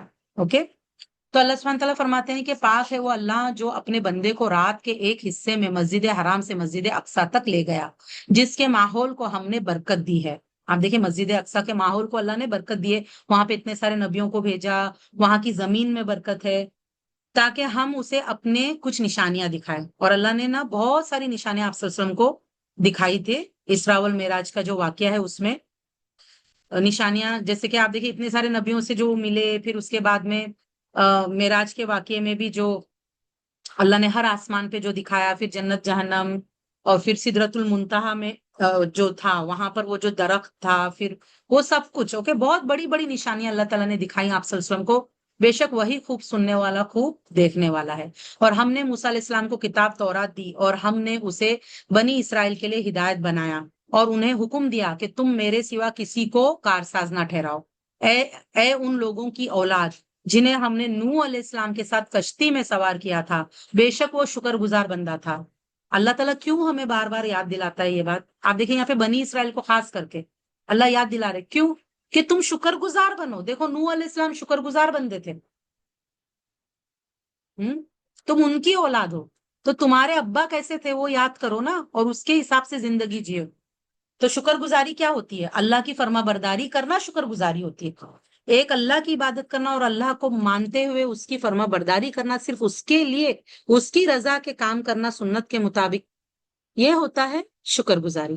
اور یعنی دل سے، زبان سے، عمل سے، ٹھیک ہے نا، تینوں اعضاء سے شکر گزاری ہونا چاہیے۔ اور ہم نے بنی اسرائیل کو کتاب تورات میں فیصلہ سنا دیا کہ ہم زمین میں دوبارہ ضرور فساد، تم زمین میں دوبارہ ضرور فساد کرو گے اور ضرور بہت بڑی سرکشی کرو گے۔ آپ دیکھیں جب اپنے نبیوں کو قتل کیا، اپنے نبیوں کو ستایا، تو اللہ تعالیٰ نے ان کے اوپر بخت نصر کو بطور ظالم بادشاہ ان پہ مسلط کیا تھا اور ان کی اینٹ سے اینٹ بجا دی گئی تھی۔ اس کے بعد میں یہ لوگ سدھر گئے تھے، تو اللہ نے ایک بار تو اس وقت ان کو مزہ چکھایا ان کی کرتوتوں کا۔ اس کے بعد میں کیا ہوا، پھر یہ تھوڑے دن ٹھیک رہے۔ اس کے بعد میں جب عیسیٰ علیہ السلام آئے تو عیسیٰ علیہ السلام کے دور میں عیسیٰ علیہ السلام، زکریا علیہ السلام کو قتل کیا انہوں نے۔ عیسیٰ علیہ السلام کو قتل کرنے کی کوشش کی، قتل نہیں کر پائے، لیکن ان کی ان حرکتوں کی وجہ سے جب ان کی اخلاقی برائی اتنی بڑھ گئی تو اللہ نے پھر ان کو ٹائٹس، عیسیٰ علیہ السلام کے 70 سال بعد ٹائٹس نے ان کے اوپر حملہ کیا اور ان کی اینٹ سے اینٹ بجائی اور رون ڈالا ان کو، سبحان اللہ۔ تو اس وقت ان کو وہاں سے جلا وطن کیا، وہاں سے نکال دیا، تو یہ آ کے مدینہ میں بس گئے کہ آخری نبی آئیں گے تو ان کے ساتھ مل کے ہم بتائیں گے پوری دنیا کو۔ لیکن جب نبی صلی اللہ علیہ وسلم آئے تو ان کو بھی نہیں مانا، انہوں نے ان کو ستایا، ان کو جان سے مارنے کی کوشش کی۔ تو اللہ نے پھر ان کو پھر سے ذلت اور رسوائی نبی صلی اللہ علیہ وسلم کے دور میں ملی کہ وہاں سے ان کو نکالا گیا مدینہ سے۔ اور پھر اس کے بعد میں آپ دیکھیں، آپ تو جانتے ہی یہ ہٹلر جو پچھلی صدی میں ہٹلر نے ان کے تقریباً 3 لاکھ لوگوں کو موت کے گھاٹ اتارا، سبحان اللہ۔ بہرحال جو بھی ہے، ان کے اوپر اس طرح کے معاملات ہوتے رہے جب انہوں نے اللہ کا راستہ چھوڑ کر ظلم زیادتی کا راستہ اپنایا۔ تو یہی بات یہاں پہ آ رہی ہے ان آیتوں میں، تو غور سے سنیے گا۔ اور ہم نے بنی اسرائیل کو کتاب تورات میں فیصلہ سنا دیا کہ تم زمین میں 2 بار ضرور فساد کرو گے اور ضرور بہت بڑی سرکشی کرو گے۔ پھر جب دونوں میں سے پہلا وعدہ آیا تو ہم نے تم پر اپنے سخت جنگجو بندے بھیج دیے، چنانچہ وہ فساد انگیزی کے لیے شہروں کے درمیان گھس گئے، اور یہ وعدہ پورا کیا ہوا تھا، یعنی یہ آلریڈی اللہ نے تقدیر میں مطلب لکھا ہوا تھا کہ یہ لوگ جب ایسا کریں گے بنی اسرائیل تو اللہ ان کو اس طرح سے سزا دے گا۔ جیسے ایک تو بخت نصر اور دوسرا جالوت نے بھی ان کو بہت ستایا تھا۔ پھر ہم نے پھیر کر تمہیں ان پر غلبہ دیا۔ اب کیا ہوا اس کے بعد میں؟ پھر اللہ نے ان کو غلبہ دیا جب یہ لوگ سدھر گئے، جب دین کی طرف واپس آ گئے، اور تمہیں مال اور بیٹوں کے ساتھ مدد دی، اور ہم نے تمہیں نفری میں خوب زیادہ کر دیا۔ اگر تم بھلائی کرو گے تو اپنے ہی نفس کے لیے کرو گے، اور اگر برائی کرو گے تو وہ بھی اسی کے لیے ہوگی، خود کے لیے، یعنی خود کا برا کرو گے۔ پھر جب آخری بار کا وعدہ آیا تو ایک اور قوم تم پر غالب آئی، رومنس یعنی ٹائٹس جو تھا، تاکہ وہ تمہارے چہرے بگاڑ دیں اور مسجد اقصی میں داخل ہو جائے جیسے پہلی بار اس میں داخل ہوئے تھے، اور تاکہ وہ جس پر غلبہ پائیں اسے یکسر تباہ کر دیں۔ تو یہ ان کے ساتھ یہ سارا کچھ ہوا تھا، پھر اس لیے یہ آ کے مدینہ میں بسے تھے۔ قریب ہے کہ تمہارا رب تم پر رحم کرے، اور اگر تم پھر دوبارہ سرکشی کرو گے تو ہم بھی دوبارہ وہی معاملہ کریں گے، اور ہم نے جہنم کو کافروں کے لیے قید خانہ بنایا۔ تو اب آپ دیکھیے انہوں نے لیکن پھر سے کیا نا، تو آپ صلی اللہ علیہ وسلم کے دور میں ان کو پھر نکالا گیا تھا۔ انہوں نے غداری کی تھی بنو قریظہ نے، تو ان کے مردوں کو قتل کیا گیا تھا اور عورتوں بچوں کو غلام بنا کر بیچا گیا تھا، اور ان کے جو 2 قبیلے تھے بنو قینقاع اور بنو نذیر، ان کو جلا وطن کیا گیا تھا ان کی غداریوں کی وجہ سے۔ انہوں نے بہت ستایا تھا نبی صلی اللہ علیہ وسلم کو۔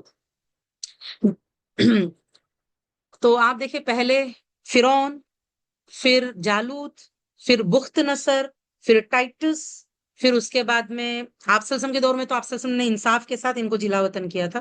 ان کی حرکتوں کی وجہ سے ان کے ساتھ ایسا ہوتا ہے. اور اللہ نے یہ جو وعدہ کیا نا ان سے کہ جب جب تم بگڑو گے نا تب تب تمہارے ساتھ وہی معاملہ کروں گا. تو ہم دیکھتے ہیں کہ ہٹلر کے زمانے میں جب ان کے اوپر اتنا مطلب مشکلات آئی، اتنے سارے لوگ ان کے جب مرے، تو پھر ان کو مطلب پھر یہ جاگے کہ نہیں، ہم کو واپس تورات جو ہے اپنی اصلی زبان میں اس کو واپس سے بنا کر، کیونکہ یہ لوگ ہمیشہ گم کر دیتے اپنی کتاب، تو دوبارہ انہوں نے کتاب کو واپس سے سرے سے انہوں نے پڑھنا، سیکھنا، سکھانا شروع کیا. اور اسرائیل مانگا نا انہوں نے. اور اب دیکھو کیا کر رہے اسرائیل ملنے کے بعد میں، تقریباً 100 سال ہونے آ رہے، 80 سال ہونے آ رہے ان کو. 80 سالوں میں یہ اتنے اسٹرانگ بنے کہ انہی کے سائنٹسٹ، انہی کی ساری کمپنیز، اوکے، اتنا مطلب یہ لوگ پاور میں آئے، میڈیا انہی کا، سبحان اللہ. اور پھر انہوں نے، اب آپ دیکھو کیا کر رہے ہیں. اللہ رحم کرے. قریب ہے کہ تمہارا رب تم پر رحم کرے، اور اگر تم پھر دوبارہ سرکشی کرو گے تو ہم بھی دوبارہ وہی معاملہ کریں گے، اور ہم نے جہنم کو کافر کے لیے قید خانہ بنایا ہے. بے شک یہ قرآن وہ راہ بتاتا ہے جو سب سے سیدھی ہے، اور مومنوں کو بشارت دیتا ہے جو نیک کام کرتے ہیں کہ یقیناً ان کے لیے بہت بڑا اجر ہے.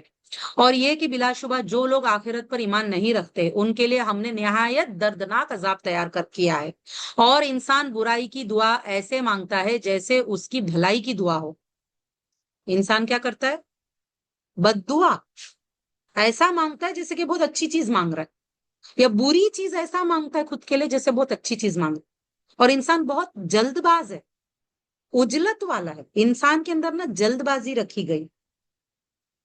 اللہ ہماری حفاظت کرے. اور آج کل ہمارے اندر تو اتنا صبر کم ہو گیا ہے کہ ہمارے ساتھ یہ معاملہ بہت پیش آتا ہے کہ ہم جلد بازی میں کچھ بھی الٹا بول دیتے ہیں، کچھ بھی الٹا سیدھا مانگ لیتے ہیں. اللہ ہمیں معاف کر کے، ہم سے درگزر کر کے ہماری نادانیوں پر اللہ تعالی ہمارا مواخذہ نہ کرے، اور اللہ تعالی ہماری نادانیوں میں مانگی ہوئی غلط چیزوں کو رد کرے، اور اللہ تعالی ہمیں اچھائیاں اور بھلائیاں عطا کرے. آمین یا رب. تو انسان میں عجلت ہے، اور ہم نے رات اور دن کو دو نشانیاں بنایا. پھر ہم نے رات کی نشانی کو بے نور کر دیا، اور دن یعنی مٹا دیا اس کو، اور دن کی نشانی روشن بنائی تاکہ تم اپنے رب کا فضل تلاش کرو، اور تاکہ تم برسوں کی گنتی اور حساب جان لو. اور ہم نے ہر چیز خوب تفصیل سے بیان کر دی ہے. تو اللہ نے یہ سب کچھ اللہ نے ہماری خدمت کے لیے بنایا ہے تاکہ ہم شکر گزار بنے. اور ہم نے ہر انسان کا عمل یعنی اس کا جو اعمال نامہ ہے نا، اس کی گردن سے لگا دیا ہے، لٹکا دیا ہے. یہ جو طائرہ ہے اس کی دو میننگ ہوتی ہے. ایک تو یہ کہ ہر انسان کا عمل، اس کا اعمال نامہ اس کے گردن میں لٹکا ہوا ہے، اللہ نے لٹکایا ہوا ہے اس کے گردن میں.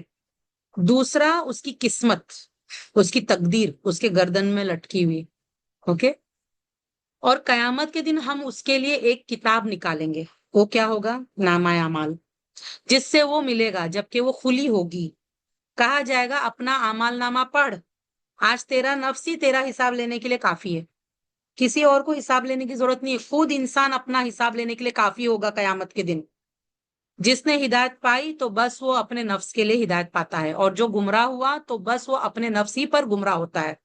یعنی ہر چیز کی دیکھیں ہمارے کام کی ذمہ داری ہم ہی پر ہے. جو ہم کرتے ہیں نا، اچھا ہو یا برا، ذمہ دار ہم ہیں.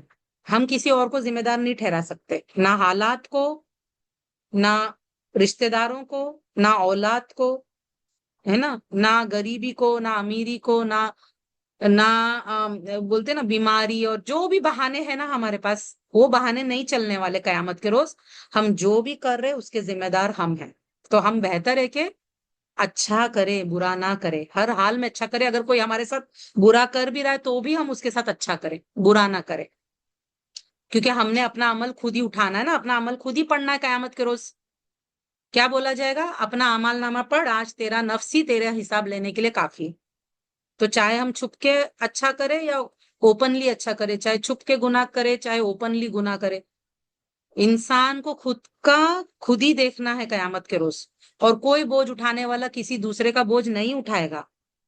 اور ہم اس وقت تک کسی کو عذاب نہیں دیتے یہاں تک کہ ہم کوئی رسول بھیج دیں، اور جب ہم کسی بستی کو ہلاک کرنا چاہتے ہیں تو اس کے متکبر جو لیڈرز ہوتے ہیں ان کو حکم دیتے ہیں، پھر وہ اس میں نافرمانی کرنے لگتے ہیں، چنانچہ اس بستی پر عذاب کی بات ثابت ہو جاتی ہے، تب ہم اسے مکمل طور پر تباہ کر ڈالتے ہیں۔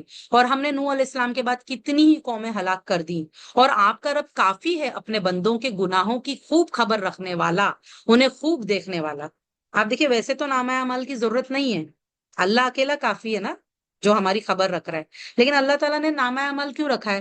تاکہ انسان قیامت کے روز خود اپنا دیکھ لے کہ اس نے کیا کیا ہے، وہ اپنا حساب لینے کے لیے خود ہی کافی ہوگا، اسے خود ہی سمجھ میں آ جائے گا کہ وہ کیا ڈیزرو کرتا ہے۔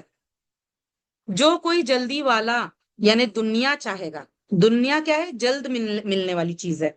اب کیا ہے، آپ دیکھیں، دنیا جلد ملنے والی چیز ہے، اور انسان کے اندر اللہ نے جلد بازی رکھی ہے، یہ امتحان ہے۔ اوکے، تو ہم اگر کوئی دنیا چاہے گا تو ہم دنیا میں سے جس کے لیے چاہے، جس قدر چاہے، جلد عطا کرتے ہیں، پھر اس کے لیے ہم جہنم ٹھہرا دیتے ہیں۔ اب ایک انسان دنیا کے لیے کام کرے گا نا، دنیا دنیا دنیا، بہت سے لوگ کیا کرتے، دین اور دنیا کو الگ کر کے زیادہ حصہ دنیا میں لگاتے، دین میں بہت کم لگاتے ہیں، ہے نا، الگ کر دیتے دین اور دنیا کو۔ جو یعنی کہ ایزی ہوگا دین والا، یا رسم و رواج کے طور پہ دین کر لیتے ہیں، اور زیادہ تر ان کا پورا رجحان دنیا ہوتا ہے۔ تو اگر کوئی انسان صرف دنیا کے لیے کرے گا تو اللہ اس کے لیے کیا بول رہے ہیں کہ جو اب اس کو جتنا چاہے گا اتنا تو نہیں ملے گا، جتنا اللہ چاہے گا اتنا ملے گا، اس کی جو تقدیر میں ہے، پھر اس کے لیے جہنم اللہ نے ٹھہرا رکھا ہے، وہ اس میں مذموم اور دھتکارا ہوا داخل ہوگا۔ اور جو آخرت چاہے گا، یعنی وہ ہر کام کس لیے کرتا ہے؟ آخرت کے لیے کرتا ہے، آخرت پانے کے لیے، آخرت میں اجر پانے کے لیے، اللہ کی رضا پانے کے لیے، اور اس کے لیے پوری پوری سعی کرتا ہے، کوشش کرتا ہے، پورا محنت کرتا ہے کہ میں آخرت میں کامیاب ہوں، جبکہ وہ مومن ہو۔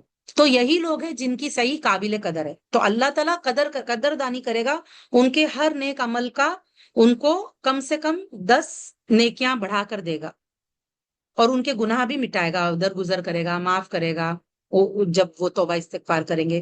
تو آپ دیکھیں محنت تو دونوں کر رہے ہیں، دنیا دار بھی محنت کر رہا ہے، آخرت کے لیے محنت کرنے والا بھی محنت کر رہا ہے۔ اوکے، فرق کیا ہے؟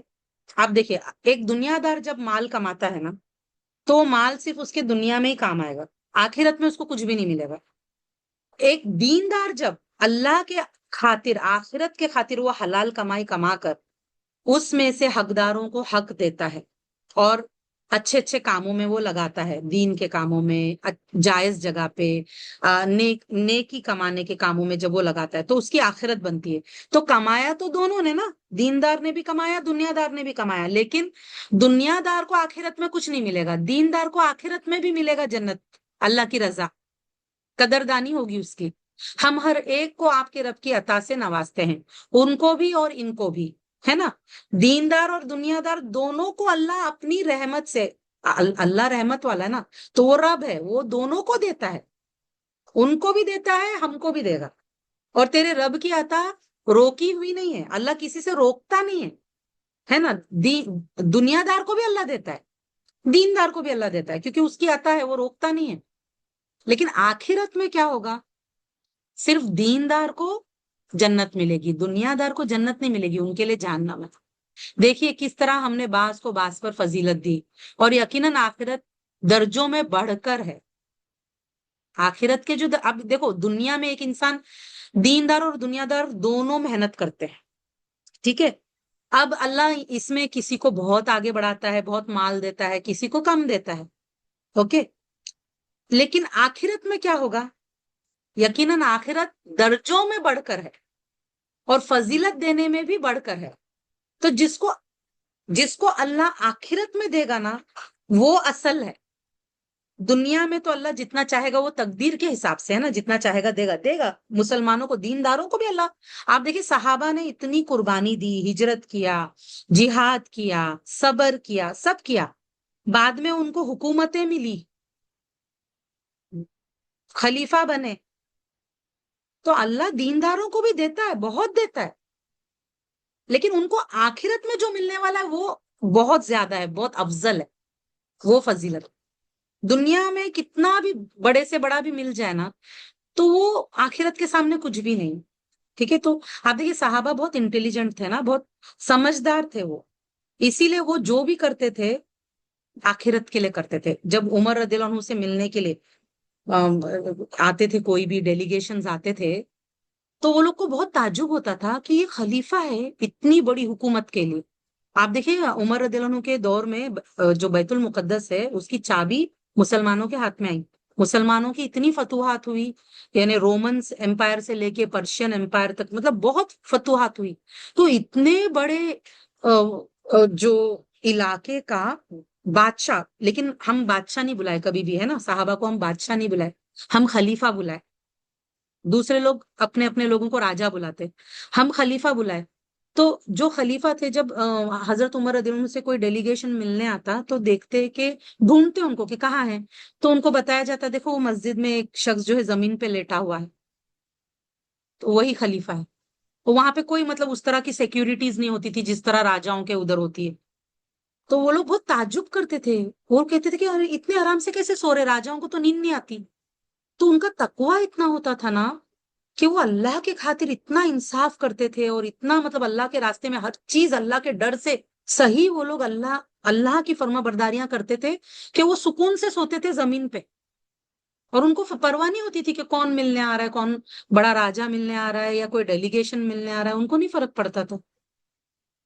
ان کو دنیا کا سٹیٹس سے فرق ہی نہیں پڑتا تھا, یہاں تک کہ ان کے کپڑوں پہ پیوند ہوتے تھے. خلیفہ ہے لیکن کپڑے ایک دم نارمل پیوند والے پہنتے تھے. اتنا تقوی, یعنی کہ سبحان اللہ. آپ دیکھیے اگر آپ کو اللہ نے حلال کمائی دی ہے تو جائز طریقے سے اچھے کپڑے پہننا الاؤڈ ہے, جائز ہے وہ, اس میں ایسا کچھ نہیں. اگر ہم کیا کہتے ہیں زکوٰۃ ادا کرتے ہیں اور اسراف نہیں کرتے ہیں اور قدردانی کے ساتھ ہم چیز کو شکر کرتے ہوئے پہنتے ہیں تو اس میں کوئی حرج نہیں ہے. لیکن صحابہ رضی اللہ عنہ کا زہد بہت تھا نا, وہ لوگ بہت زیادہ زاہد تھے, وہ بہت ڈرتے تھے. وہ لوگ سیلری نہیں لیتے تھے نا بیت المال میں سے, تو اس وجہ سے کیا ہوتا تھا کہ ان کا جو بھی وہ کچھ کماتے تھے تو زیادہ ٹائم ان کا دین کے کاموں میں لگ جاتا تھا, تو اپنے لیے کمانے کا زیادہ ٹائم نہیں ملتا تھا ان کو. تو اس وجہ سے پھر وہ لوگ اس طرح کی کنڈیشن میں رہتے تھے. لیکن اللہ کے نظر میں ان کی مطلب جیتے جی ان کو جنت کی خوشخبری ملی, جیتے جی. عشرہ مبشرہ میں سے 10 صحابہ جس کو جیتے جی آپ صلی اللہ علیہ وسلم نے خوشخبری دی ہے کہ یہ جنتی ہیں, ماشاء اللہ. تو آپ دیکھیے اللہ کیا کرتا ہے, دیکھیے کس طرح ہم نے بعض کو بعض پر فضیلت دی. دنیا میں کوئی راجا کوئی رنک, آخرت میں لیکن آپ دیکھیے کیا ہے, آخرت کے جو درجوں میں بڑھ گیا نا آگے, تو اللہ اپنے فضیلت سے اپنے فضل سے اسے جنت عطا کر دیا, تو وہ اصل کامیاب ہو گیا. آپ اللہ کے ساتھ کوئی دوسرا معبود نہ ٹھہرائیں, ورنہ پھر آپ مذمت کیے ہوئے اور بے کس ہو کر بیٹھے رہیں گے. اور آپ کے رب نے فیصلہ کر دیا کہ تم اس کے سوا کسی کی عبادت نہ کرو اور والدین سے اچھا سلوک کرو. اگر ان دونوں میں سے ایک یا دونوں تیرے یہاں بڑھاپے کو پہنچ جائے تو ان سے اف تک نہ کہو, اور انہیں مت جھڑکو. جھڑکنا بھی نہیں ہے, اف بھی نہیں کرنا ہے ماں باپ کو. اور ان سے یعنی نرم لہجے اور ادب اور احترام سے ان کے ساتھ بات کرو, قولن کریمہ کرو, بہت پولائٹلی اور بہت ریسپیکٹفلی ان سے بات کرنا ہے. سبحان اللہ. آپ دیکھیں اللہ اپنا حق بتانے کے بعد میں والدین کا حق بتا رہا ہے کہ والدین کے ساتھ ماں باپ کے ساتھ کیسا رہنا ہے, اور ان کے لیے رحم دلی سے عاجزی کے ساتھ اپنے کندھے جھکائے رکھو اپنے کندھے. یہاں تک کہ آپ دیکھیں حضرت ابو ہریرہ رضی اللہ عنہ جو ہے وہ اگر کسی کو دیکھتے نا کہ ان والدین کے ساتھ میں چل رہے ہیں تو وہ ان کو نا پیچھے بولتے تھے, اپنے والدین کے پیچھے چلو, ساتھ میں بھی نہیں, آگے چلنا تو دور کی بات. اتنا رسپیکٹ مطلب ماں باپ کو, وہ ابو ہریرہ رضی اللہ عنہ اپنی ماں کی بہت رسپیکٹ کرتے تھے. تو اللہ کیا کہہ رہے کہ ان کے آگے عاجزی کے ساتھ اپنے بازو جھکائے رکھ. اگر آپ لوگوں سے ہو سکے نا تو ادب المفرد, یہ امام بخاری رحمۃ اللہ علیہ کی کتاب ہے. صحیح بخاری تو بہت فیمس ہے نا ان کی, اور ایک یہ دوسری کتاب ہے ادب المفرد, اس میں آپ پڑھنا پہلا لیسن ہی انہوں نے والدین کے بارے میں دیا ہے. آپ حیران ہو جائیں گے حدیثیں اور صحابہ کا قول پڑھ کر کہ والدین کے بارے میں ان لوگوں نے کیا، مطلب ان لوگوں کا جو سوچ تھی نا کہ ایک والدین کے آگے انسان کو کتنا عاجزی کرنا. آپ دیکھیں گے کہ جیسے حضرت ابراہیم علیہ السلام جب مکہ میں اسماعیل علیہ السلام سے ملنے آئے تو اس وقت اسماعیل علیہ السلام ان کے گھر میں نہیں تھے، ان کی بیوی تھی. تو جب ابراہیم علیہ السلام نے پوچھا ان سے کہ آپ لوگ کیسے ہو، کس حال میں ہو، تو اس بیوی نے شکوہ شکایت کیا کہ یہ پرابلم ہے، وہ پرابلم ہے، سارے پرابلم بتائے. تو ابراہیم علیہ السلام نے کہا ان کی بیوی سے کہ جب اسماعیل آئے نا تو اس سے کہنا کہ اپنی چوکھٹ بدل لے، اور وہ بول کے چلے گئے. اسماعیل علیہ السلام جب آئے، ان کی بیوی بتائے کہ ایک بزرگ آئے تھے، وہ ایسا ایسا بول کے گئے. تو اسماعیل علیہ السلام کو پتا چل گیا کہ وہ ابراہیم علیہ السلام تھے اور ان کے ابا نے ان کو طلاق دینے کا حکم دیا ہے. انہوں نے اسی وقت اپنی بیوی کو طلاق دیا. پھر اس کے بعد میں اگلی بار جب ابراہیم علیہ السلام آئے تو اس وقت بھی اسماعیل علیہ السلام گھر میں نہیں تھے، ان کی بیوی تھی. تو وہ ان سے پوچھتے آپ لوگ کس حال میں ہیں، تو وہ شکر گزاری کرتی ہے، ان کی بیوی جو ہے بہت شکر ادا کرتی ہے اللہ تعالیٰ کا. تو ابراہیم علیہ السلام ان کو کہتے ہیں جب اسماعیل آئے نا تو اس سے کہنا کہ اپنی چوکٹ کو برقرار رکھ، اور وہ چلے جاتے ہیں. تو اسماعیل علیہ السلام آتے ہیں اور ان کی بیوی بتاتی ہے ان کو کہ ایسا ایسا کوئی آئے تھے، انہوں نے ایسا بولا ہے.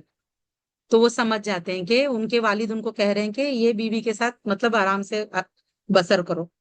سبحان اللہ. آپ دیکھیں کس لیول کا حق اللہ تعالیٰ نے والدین کو دیا ہے کہ انصاف تو سب کے ساتھ کرنا ہے، لیکن اگر کبھی ماں باپ جیسے وہ بھی انسان ہے، وہ بھی کمزور ہے نا، کبھی کبھار کیا ہوتا ہے مس انڈرسٹینڈنگ ہوتی ہے. لیکن اولاد کو حق نہیں ہے کہ اگر ماں باپ کے ساتھ آپ کی مس انڈرسٹینڈنگ ہو رہی ہے یا ماں باپ کوئی چیز نہیں سمجھ پا رہے، آپ کو ایسا لگ رہا ہے، تو آپ ان کے ساتھ بدتمیزی نہیں کر سکتے.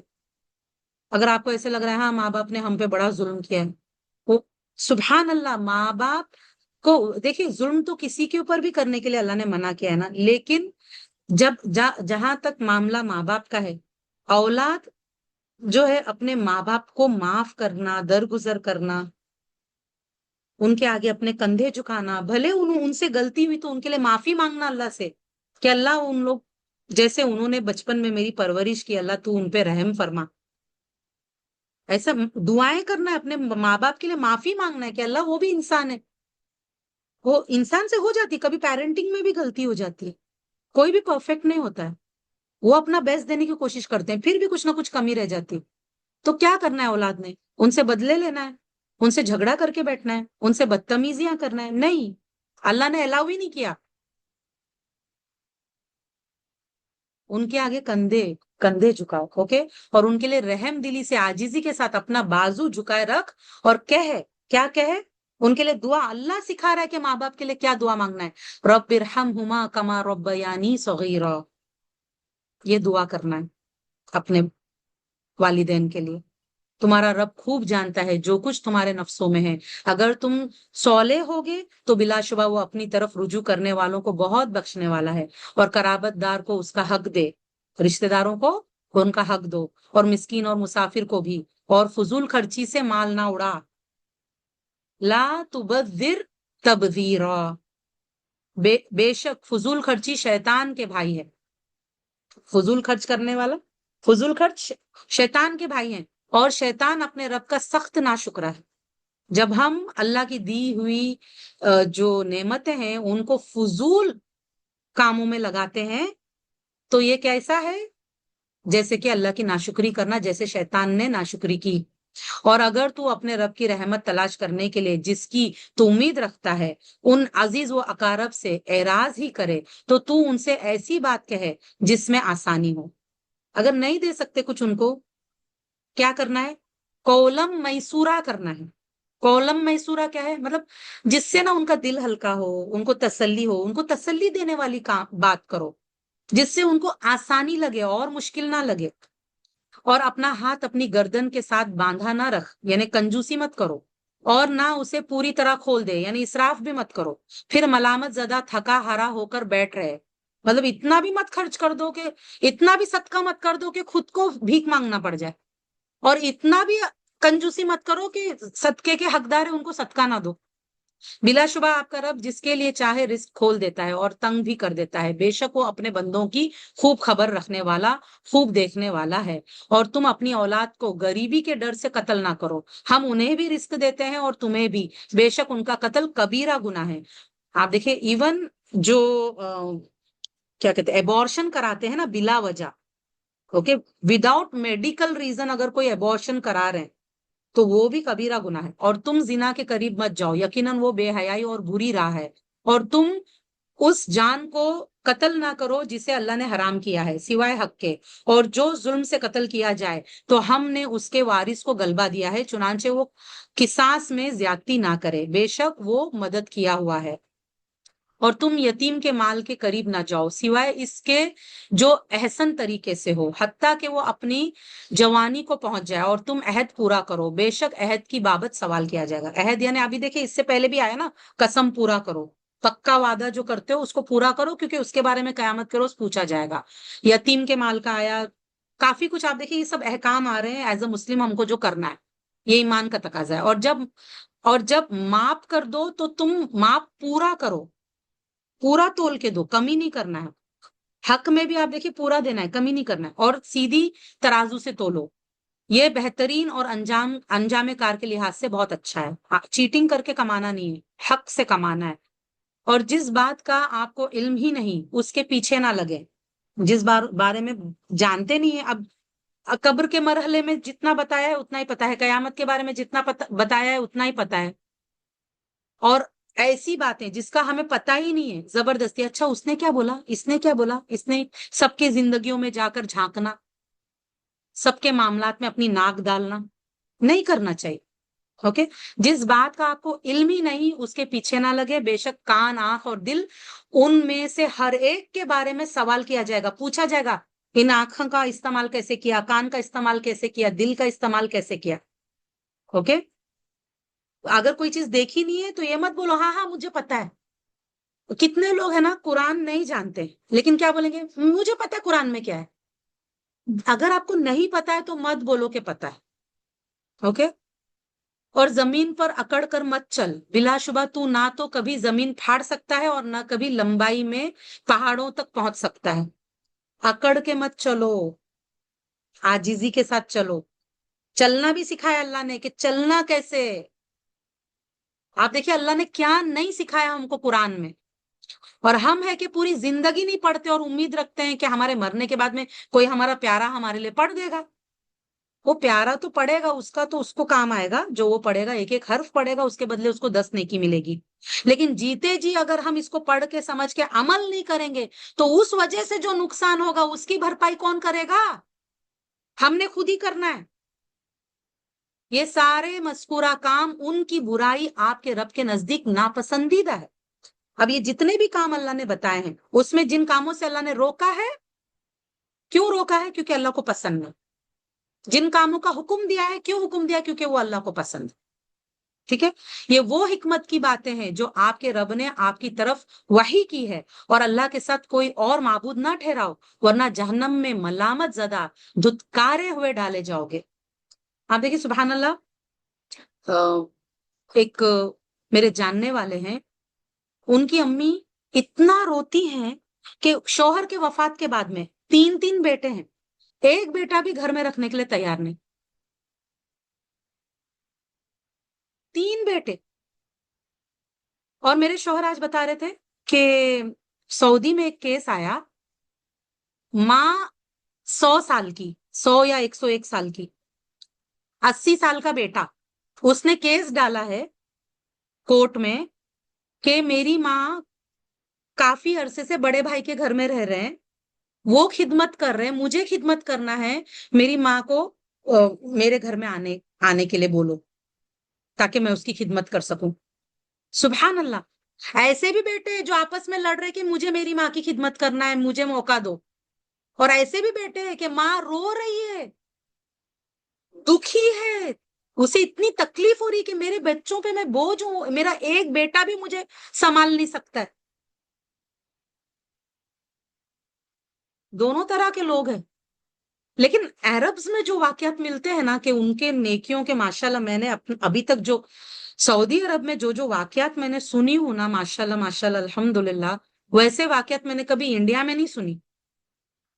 वो लोग अल्लाह के डर से और अल्लाह के हुक्म पर फर्माबरदारी करने के लिए जिस तरह का, जिस लेवल पे वो लोग चीजें को कोशिश करते हैं ना, माशाल्लाह, वो वाकयात हैरान कर देते हैं हमें कि अच्छा ऐसा भी होता है क्या। क्योंकि इंडिया में ऐसे वाकयात हमको सुनने ही नहीं मिलते। अभी क्या है ना, मीडिया में और जो यहाँ बैठकर जो अरब्स की बुराइयां करते हैं ना जो लोग, वो लोग सिर्फ उनके जो बुरे लोग जो गलत करते हैं उन उसको हाईलाइट करते हैं। आप देखिए दुनिया में हर जगह अच्छे बुरे सब मिलके रहते हैं। इंडिया में सारे मुसलमान अच्छे नहीं है, सब अच्छे बुरे सब मिलके है ना। उसी तरह अरब्स में भी अच्छे बुरे सब है, लेकिन लोग सिर्फ बुराई हाईलाइट करते हैं, अच्छाई हाईलाइट नहीं करते। क्या फिर तुम्हारे रब ने तुम्हें बेटों के लिए चुन लिया और अपने लिए फरिश्तों में से बेटियां बना ली? बिलाशुबा तुम बड़े बड़ी बात कहते हो, यानी कि बहुत बड़ी बात इंसान कहता है जब नाउज बिल्ला इंसान अल्लाह ताला के बारे में गलत बात करता है और उसके लिए औलाद ठहराता है। और हमने इस कुरान में फेर फेर कर हकायक को बयान किया है ताकि वो नसीहत पकड़े, लेकिन ये चीज उनको नफरत ही में ज्यादा करती है। कह दीजिए अगर उसके साथ और माबूद होते, जैसा कि वो मुशरिक कहते हैं, तो वो साहिबे अर्श तक पहुंचने के लिए जरूर कोई रास्ता तलाश करते। अगर अल्लाह के अलावा कोई इलाह होता तो वो क्या करता? जैसे दो राजा होते हैं तो एक राजा क्या करता है, दूसरे राजा का राजपाट छीनने की कोशिश करता है ना। अगर अल्लाह के सिवा कोई और इलाह होता तो वो कोशिश करता कि अल्लाह ताला के पहुंचने की कोशिश करता अल्लाह तक, सुभान अल्लाह। लेकिन है ही नहीं ना कोई दूसरा इलाह, अल्लाह का कोई मुकाबिल है ही नहीं। बाकी सब मखलूक है ना, तो कोई उसका मुकाबला थोड़ी कर सकता। वो पाक है ना, शिर्क से पाक है, हर ऐब से पाक है। और वो मुशरिक जो कुछ कहते हैं उससे कहीं ज्यादा आला वो बुलंदतर है। सातों आसमान और जमीन और जो मखलूक उनमें है उस अल्लाह की तस्बीह करते हैं, और कोई चीज ऐसी नहीं जो उसके हमद के साथ तस्बीह ना करती हो। लेकिन तुम उनकी तस्बीह को नहीं समझते। बेशक वो निहायत हौसले वाला, बहुत बख्शने वाला है। अल्लाह हलीमुन गफूर है। आप देखिए पूरी कायनात अल्लाह की तस्बीह कर रही है, इबादत कर रही है, अल्लाह की फर्माबरदारी कर रही है। हमें नहीं समझ में आता है जो चीजें हम इस्तेमाल कर रहे हैं, एक एक चम्मच तस्बीह कर रहा है, दीवार का एक एक जो हम लोग पेंट लगाए हैं, एक जो दीवारें हैं, कड़ी है, सब तस्बीह कर रही। लेकिन हमें नहीं समझ आता। और जब आप कुरान पढ़ते हैं तो हम आपके और उन लोगों के दरमियान जो आखिरत पर ईमान नहीं लाते एक मख्फी पर्दा डाल देते हैं। और हमने उनके दिलों पर पर्दे डाल रखे हैं उससे कि वो उसको समझे। मतलब इस वजह से वो समझ नहीं पाते क्योंकि अल्लाह ने उनके दिल पे पर्दा डाल दे और उनके कानों में गिरानी डाल देता है। तो इसलिए उनको कुरान सुनना बोझ लगता है। और जब आप कुरान में अपने अकेले रब का जिक्र करते हैं तो वो नफरत से अपनी पीठों के बल फिर जाते हैं, क्योंकि सिर्फ एक अल्लाह का जिक्र हुआ ना। आप देखिए सुभान अल्लाह, उनको नहीं पसंद कि अच्छा ये सिर्फ अल्लाह का जिक्र कर रहे हैं, हमारे बुतों का जिक्र नहीं कर रहे।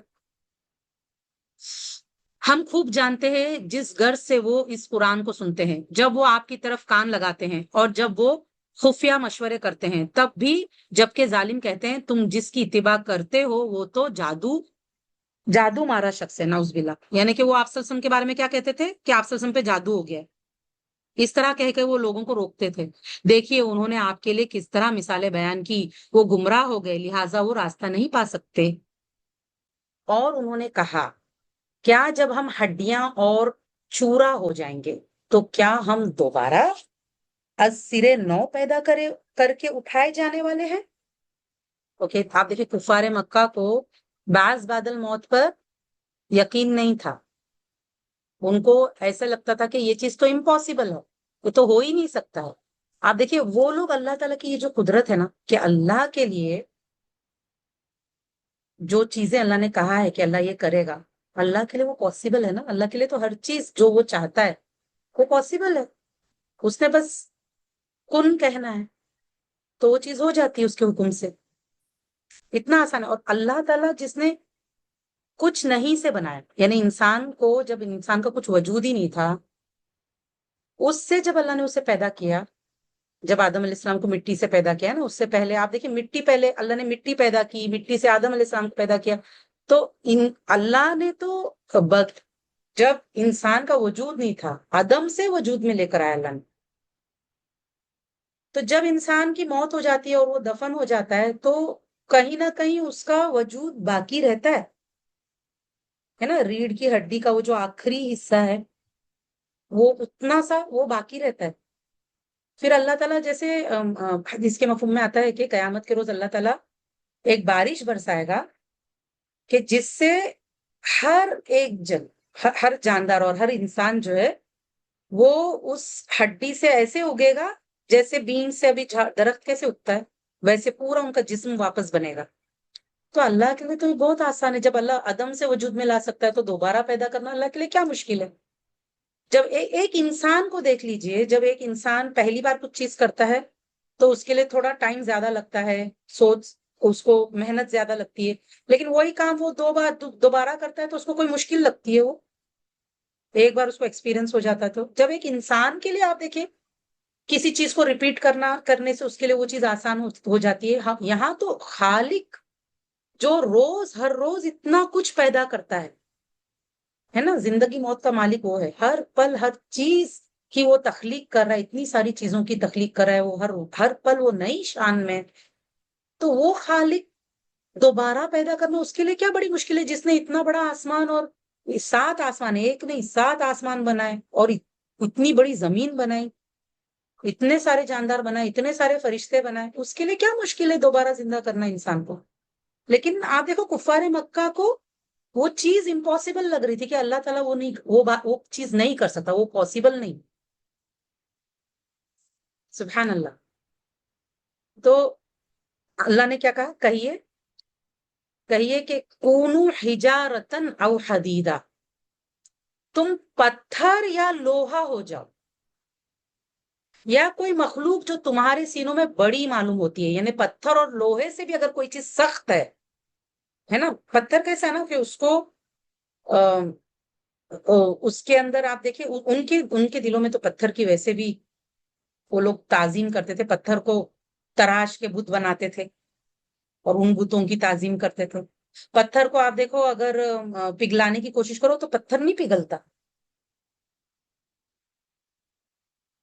اور لوہے کو انسان مضبوط سمجھتا ہے نا.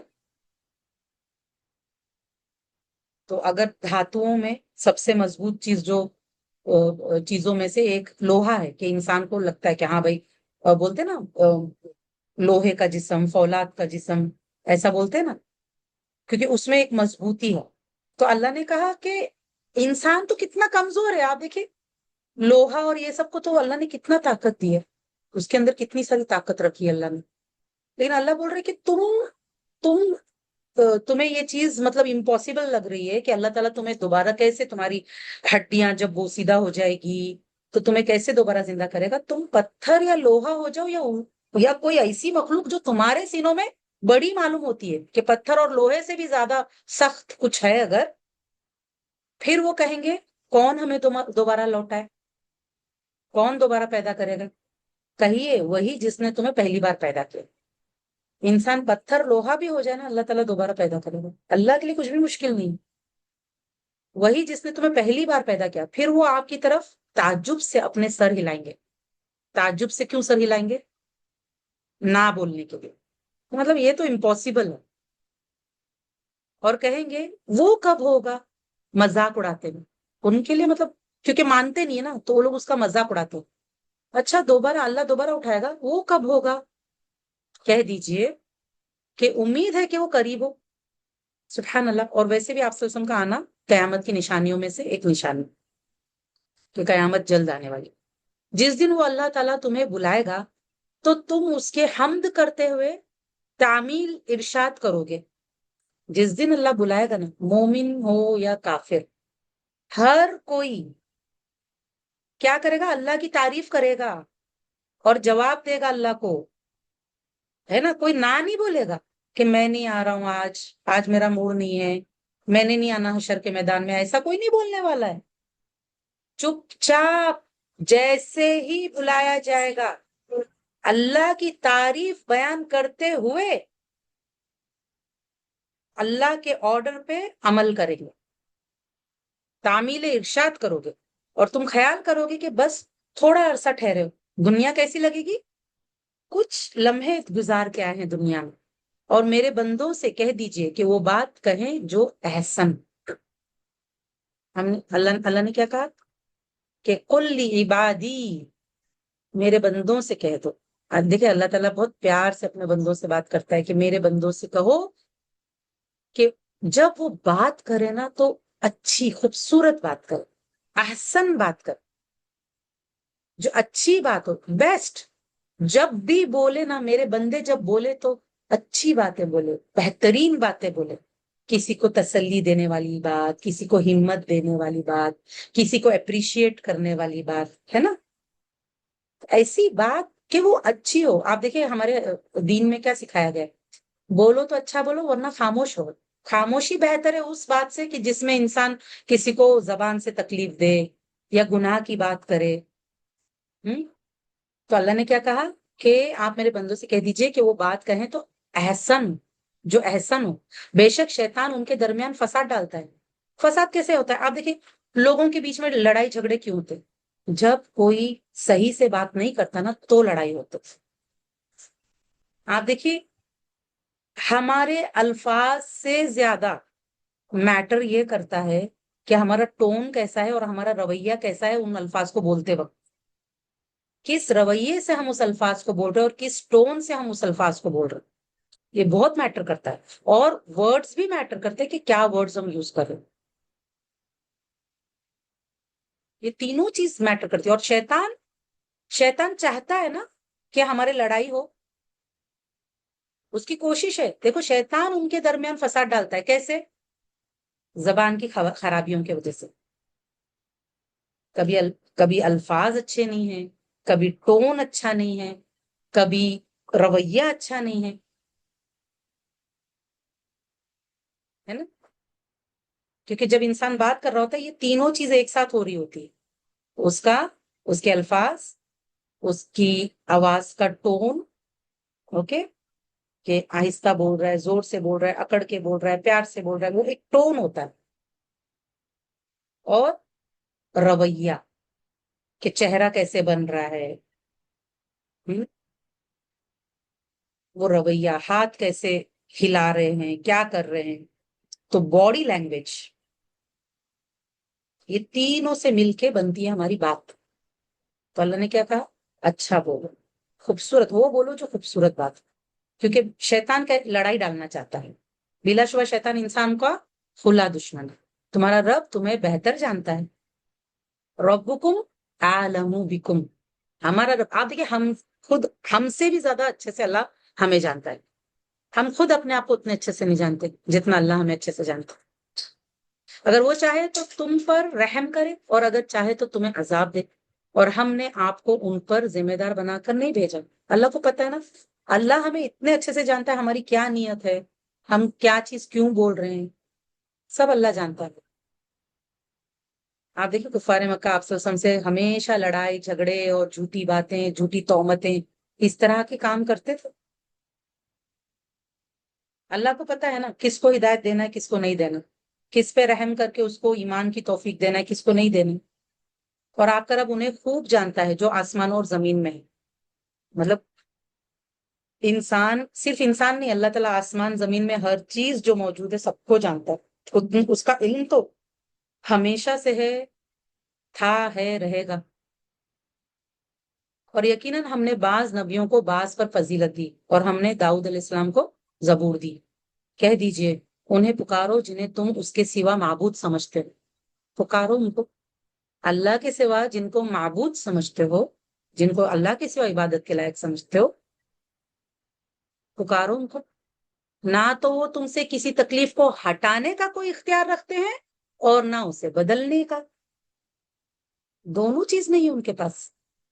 چاہے وہ عیسیٰ علیہ السلام ہو، چاہے وہ عزیر علیہ السلام ہو، چاہے وہ نبی صلی اللہ علیہ وسلم ہو،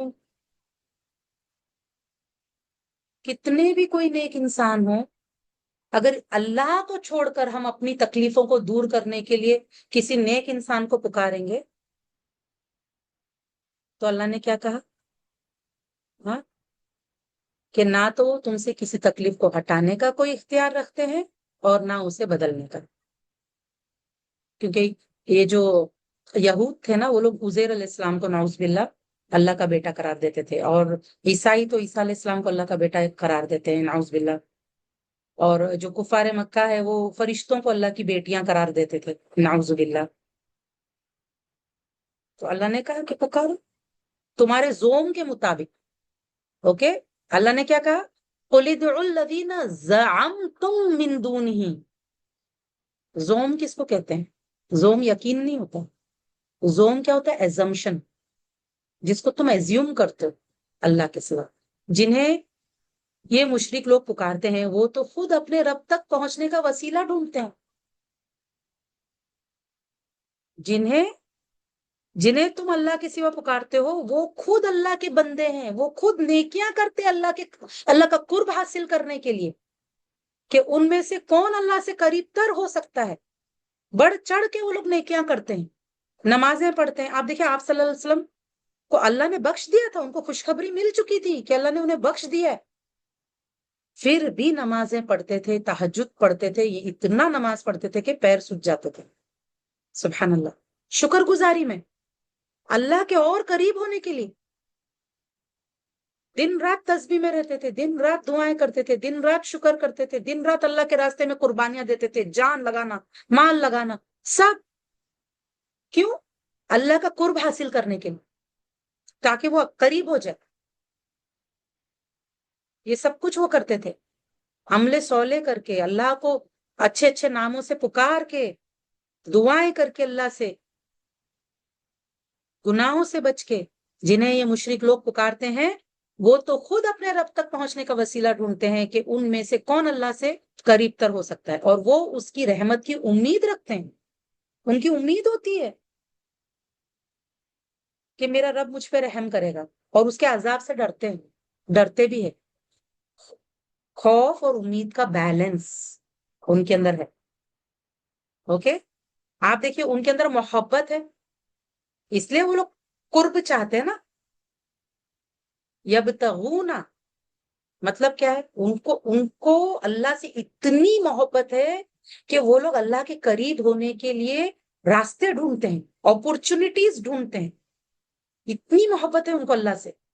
اور اتنا نیکی کر کے بھی آپ دیکھیں وہ جب اللہ کو پکارتے ہیں تو کیسے پکارتے ہیں؟ کیوں اللہ کا قرب کیوں حاصل کرنا چاہتے ہیں؟ ان کے اندر امید بھی ہے اللہ کی رحمت کی، اور ان کے اندر خوف بھی ہے اللہ کے عذاب کا. دونوں ہے ان کے اندر بیلنس. بلا شبہ آپ کے رب کا عذاب ڈرنے کی چیز ہے. اوکے، تو آپ دیکھیے جب یہ تین چیز کسی کے اندر آتی ہے نا، محبت، خوف اور امید، یہ تینوں چیز کے کمبینیشن سے انسان کی جو لائف ہوتی ہے نا وہ کیسی ہو جاتی ہے؟ ایک دم اپنے مقصد پہ فوکسڈ، کہ میں نے اللہ کو راضی کرتے ہوئے اس دنیا سے جانا ہے. تو اللہ نے بتایا کہ مشرک لوگ جن کو پکارتے وہ تو یہ کام کرتے، تو تم بھی وہ کام کرو نا جو یہ لوگ کرتے. تم بھی اللہ سے ایسی محبت کرو جیسے وہ کرتے ہیں. تم بھی اللہ کے قریب ہونے کے لیے ہے نا وہ کام کرو جس سے تم اللہ کے قریب ہو سکو. تم بھی امید لگاؤ اللہ سے اس کی رحمت کا، تم بھی ڈرو اللہ سے اس کے عذاب سے، تاکہ گناہوں سے بچے، اس کی رحمت کی امید میں نیکیاں کرے. تم بھی یہ سب کچھ کرو. اور کوئی بستی ایسی نہیں جسے ہم یوم قیامت سے پہلے ہلاک نہ کریں یا اسے شدید عذاب نہ دیں. یہ کتاب لوح محفوظ میں لکھا ہوا ہے. اور ہمیں نشانیاں بھیجنے سے صرف اس چیز نے روکا ہے کہ پہلے لوگوں نے ان کو جھٹلایا. پہلے کے لوگوں نے جب اللہ نے معجزے دیے انبیاء کو تو پہلے کے لوگوں نے جھٹلایا تھا اس کو. اس لیے اللہ تعالیٰ کفار مکہ کی طرف نشانی نہیں بھیج رہے تھے. اور ہم نے ثمود کو ایک اونٹنی بطور واضح نشانی دی تھی. اللہ تعالیٰ یاد دلا رہے ان کو، کیونکہ جب یہ لوگ سیریا جاتے تھے نا، شام جاتے تھے، تو راستے میں قوم ثمود کی وہ پہاڑوں میں جو انہوں نے گھر بنائے تھے وہ ابھی بھی وہ گھر ہے. تو یہ لوگ دیکھتے تھے وہ گھر، ان کو پتا تھا کہ یہاں پہ عذاب آیا ہے قوم ثمود پر. اور قوم ثمود کے لیے اللہ نے کتنی بڑی نشانی، جب ان کی قوم نے نشانی مانگی تھی تو اللہ نے پہاڑ میں سے اونٹنی، ایک حاملہ اونٹنی نکالے تھے اللہ تعالیٰ. لیکن جب ان کی قوم نہیں مانی تو اللہ نے پوری قوم کو، جنہوں نے نہیں مانا، ان کو عذاب بھیج کر، چیخ کا عذاب بھیج کر ختم کر دیا۔ تو یہ اللہ کی سنت ہے کہ اگر اللہ تعالیٰ نشانی بتا دے اور پھر اس کے بعد میں لوگ نہ مانیں، کہ پہلے تو مطالبہ کر رہے نشانی بتاؤ پھر ہم مانیں گے، پھر نشانی دیکھنے کے بعد میں نہ مانے تو عذاب آتا ہے اسی قوم پر۔ پھر انہوں نے اس پر ظلم کیا ہے نا، اونٹنی پر انہوں نے ظلم کیا قوم سمود نے۔ اور ہم تو صرف ڈرانے کے لیے نشانیاں بھیجتے ہیں۔ اللہ نشانی کیوں بھیجتا ہے؟ ڈرانے کے لیے، کہ دیکھو اگر اب تم نہیں مانے نشانی دیکھ کر بھی تو تم گئے کام سے، تم پر عذاب آئے گا۔ اور یاد کریں جب ہم نے آپ سے کہا بے شک آپ کے رب نے لوگوں کا احاطہ کر رکھا ہے، آپ دیکھیں ہر ایک انسان اللہ کے احاطہ میں، قبضہ قدرت میں، اللہ کے اس کے کنٹرول میں۔ اور ہم نے آپ کو معراج میں جو مشاہدہ کرایا اسے لوگوں کے لیے بس ایک آزمائش ہی بنا دیا کہ کون اب ایمان لاتا ہے اور کون نہیں لاتا، کون ایمان پہ ٹکا رہتا ہے اور کون شک میں پڑتا ہے۔ امتحان تھا، صحابہ کا بھی امتحان ہوا۔ آپ دیکھیے کفار مکہ کا تو امتحان ہوا ہی ہوا، صحابہ بھی امتحان میں آ گئے تھے جب یہ واقعہ ہوا تھا۔ اور اس درخت زقوم کو بھی جس پر قرآن میں لعنت کی گئی، زقوم کے بارے میں اللہ نے بتایا کہ وہ جو کانٹے دار درخت جو جہنم کے تل سے اگے گا اور جہنمی کو وہ کھلایا جائے گا، اتنا بدبودار ہوگا، کانٹے دار ہوگا، زہریلا ہوگا، اور سزا کے طور پہ وہ ٹھونسا جائے گا ان کے منہ میں۔ تو کفار مکہ ہنستے تھے ان سب باتوں پر، تو اللہ نے اس کو بھی ان کے لیے آزمائش بنایا، اور ہم انہیں ڈراتے ہیں تو یہ ڈرانا ان کی بڑی سرکشی ہی کو زیادہ کرتا ہے۔ اب آپ دیکھیں ان کو جب خبردار کیا جاتا ہے ان ساری چیزوں سے کہ نیک بن جاؤ، کلمہ پڑھ لو، شرک چھوڑ دو، استغفار کر لو، توبہ کر لو، ایمان والے بن جاؤ، ورنہ جہنم میں ایسی ایسی سزائیں ہیں، تو کیا ہوتا ہے؟ یہ عاجزی اختیار کرنے کے بجائے، ایمان لانے کے بجائے، اسلام قبول کر کے نیک بننے کے بجائے، توبہ استغفار کرنے کے بجائے، ان کی کیا چیز زیادہ بڑھ جاتی ہے؟ ان کا تکبر بڑھ جاتا ہے، ان کی سرکشی بڑھ جاتی ہے، سرکشی میں زیادہ ہو جاتے ہیں یہ لوگ، یہ ساری باتیں سن کر سدھرنے کے بجائے۔ آپ دیکھیں جو برے لوگ ہوتے ہیں نا، آپ ان کو کچھ بھی سمجھائیں گے نا وہ اور برائی کرتے، کہتے تم ہمیں سمجھا رہے نا اس لیے ہمیں تو اور برا لگ رہا ہے، اس لیے ہم اور برا کریں گے۔ آپ نے دیکھا ہوگا نا کچھ لوگوں کو کہ جب ان کو سمجھایا جاتا ہے، جب ان کو ڈرایا جاتا ہے کہ دیکھو ایسے مت کرو، اس میں نقصان ہے، تو وہ کیا بولتے ہیں؟ تمہارے ڈرانے کی وجہ سے ہی ہم برے بن رہے ہیں۔ سبحان اللہ، اللہ حفاظت کرے سب کی اس رویے سے، کیونکہ آپ دیکھیں کفار مکہ کا یہ رویہ تھا کہ جب ان کو ڈرایا جاتا، جب ان کو خبردار کیا جاتا جہنم سے، تو وہ چیز ان کو اور زیادہ طغیانی میں بڑھا دیتی تھی۔ اوکے میری بہنوں، بہت بہت شکریہ، جزاک اللہ خیر، سبحانک اللہم و بحمدک، اشہد ان لا الہ الا انت، استغفرک و اتوب الیک۔ السلام علیکم و رحمۃ اللہ وبرکاتہ۔